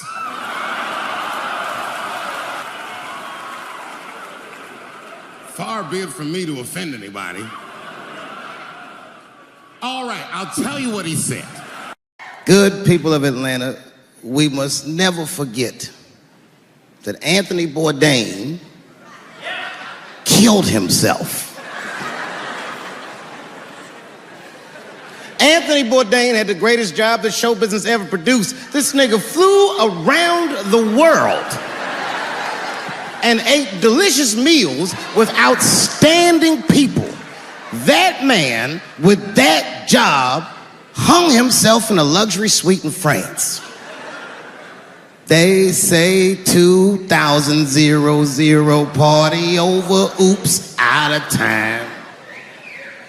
So tonight I'm gonna party like it's 1999. I knew a nigga in high school that was an urban genius. This motherfucker's grades were so good, he got all the way from the hood to an Ivy League school with a full scholarship. From there, the motherfucker got himself into one of the best law schools in the country. And when he was in law school, he met a woman and they fell in love. And they were gonna get married. I remember him telling me about it. He was home for Christmas. And I told him, I said, my man, save that bitch for later in your life.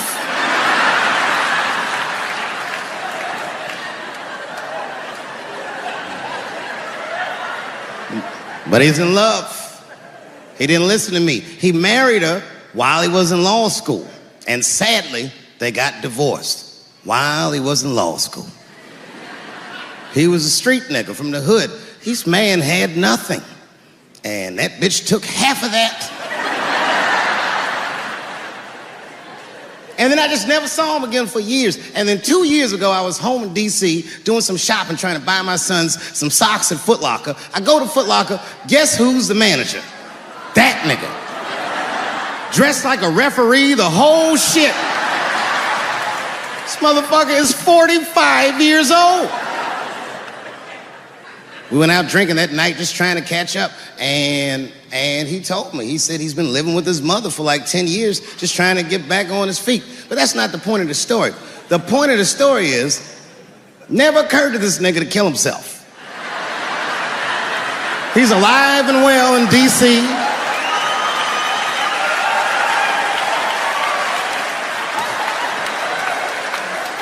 I even suggested to him that he should try it out. Like, I don't know, nigga, he might,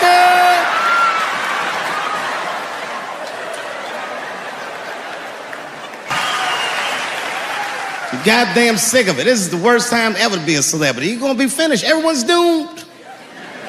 Michael Jackson has been dead for 10 years, and this nigga has 2 new cases.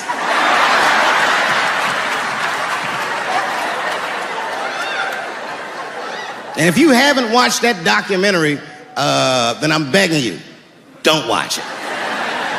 It's fucking gross. I felt like HBO was sticking baby dicks in my ears for 4 hours straight. Really nasty shit. I don't want to know all these things. Turns out, Michael Jackson allegedly likes a long gander at the anus. So they said he stares at people's buttholes. That's what they said. That's how gross the documentary was.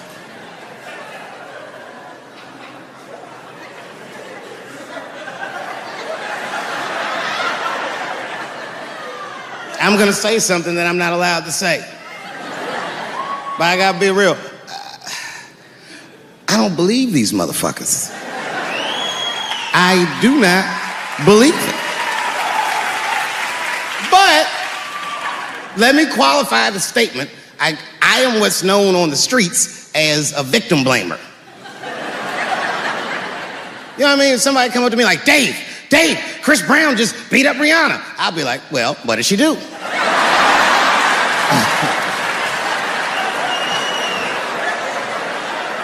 Dave, Michael Jackson was molesting children.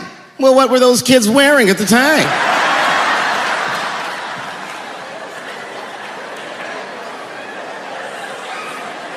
I don't think he did it. But you know what? Even if he did do it, you know what I mean? You know what I mean? I mean, it's Michael Jackson. I know more than half the people in this room have been molested in their lives. But it wasn't no goddamn Michael Jackson, was it? This kid got his dick sucked by the king of pop. All we get is awkward Thanksgivings for the rest of our lives.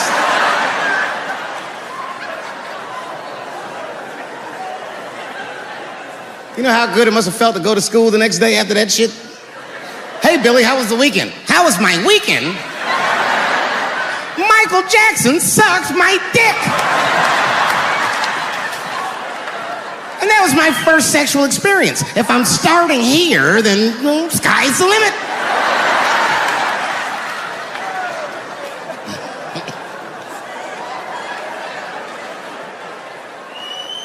I know it seems harsh, but man, somebody's got to teach these kids. There's no such thing as a free trip to Hawaii. He's gonna want to look at your butthole or something.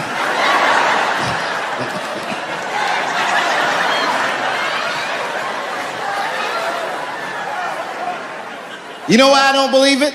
You know why I don't believe it? Because if Michael Jackson's out here doing all this molesting, then why not Macaulay Culkin? Macaulay Culkin said in an interview that Michael Jackson never did anything inappropriate with him or even around him. Think about that shit. You know, I'm not a pedophile. But if I was, Macaulay Culkin's the first kid I'm fucking, I'll tell you that right now.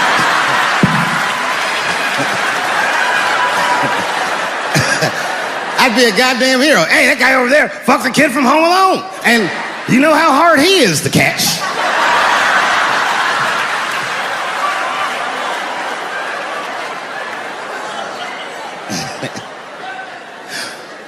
My mind's telling me no.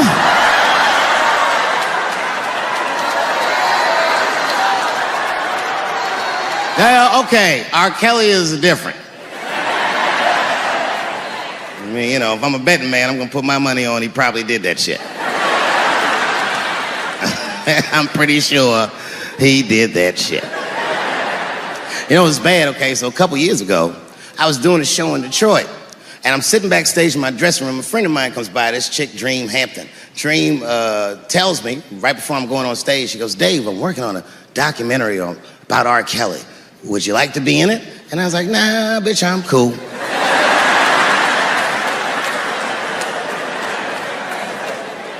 I went on stage, I just forgot about the shit. And then 2 years later, the documentary comes out, Surviving R. Kelly. And when it comes out, Dream's promoting and shit, and she keeps bringing me up. She said, I asked Dave Chappelle to be in my documentary, and he said it was too hot for TV. Bitch, I did not say that. It does not even sound like how I talk. Oh, that's too hot for TV? I would never say that shit.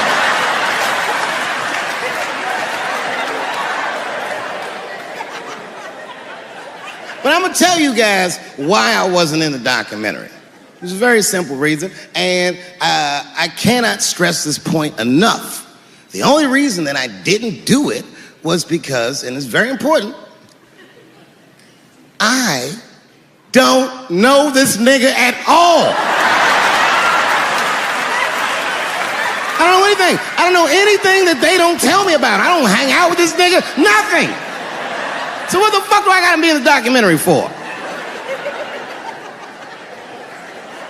This guy, R. Kelly, got another sex tape out now.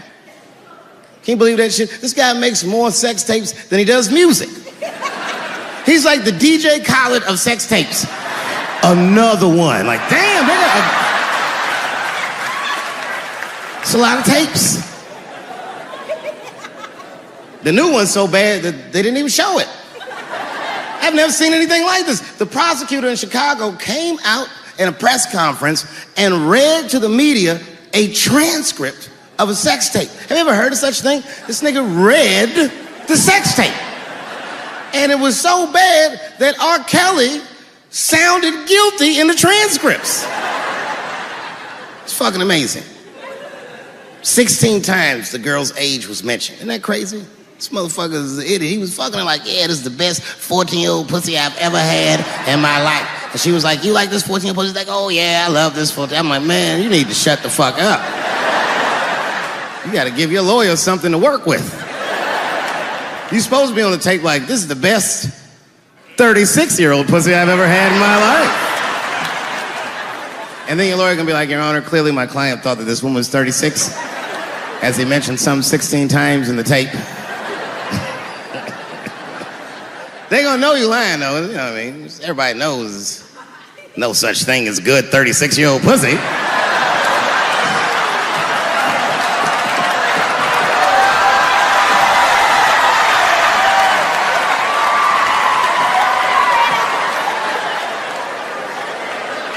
It's hard not to write these jokes. It's hard not to think about. Even when I watch sports, I be thinking about, like think about, okay, say LeBron James changed his gender. You know what I mean? Okay, can he stay in the NBA, or, because he's a woman, does he have to go to the WNBA where he will score 840 points a game? What does it actually mean to be equal? You know what I mean? Like, if women are actually equal to men, then there would be no WNBA, would there? You would just be good enough to play in the NBA with us. Or, here's another idea that's gonna be very controversial. You could shut the fuck up.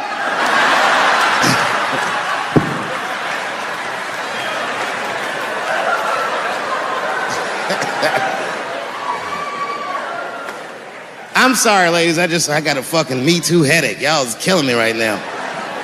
It's really fucking tough to watch what's going on. You know, ladies, I said it in my last special, and I got in a lot of trouble for this. I told you were right. But the way you're going about it is not going to work. But I'm biased. I said it. Louis C.K. was a very good friend of mine before he died in that terrible masturbation accident.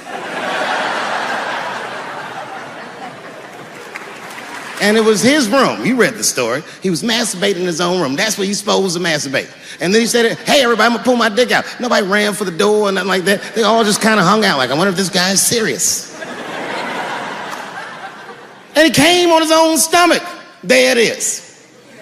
What is the threat? Have any women ever seen a guy that just came on his own stomach? This is the least threatening motherfucker the earth has ever seen. All you see is shame in their face and cum dripping down like pancake butter.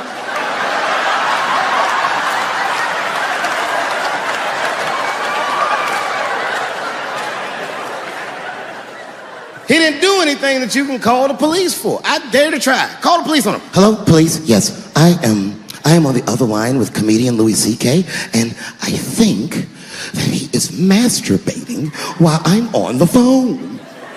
You know what the police are gonna say in Atlanta? Well, what are you guys talking about?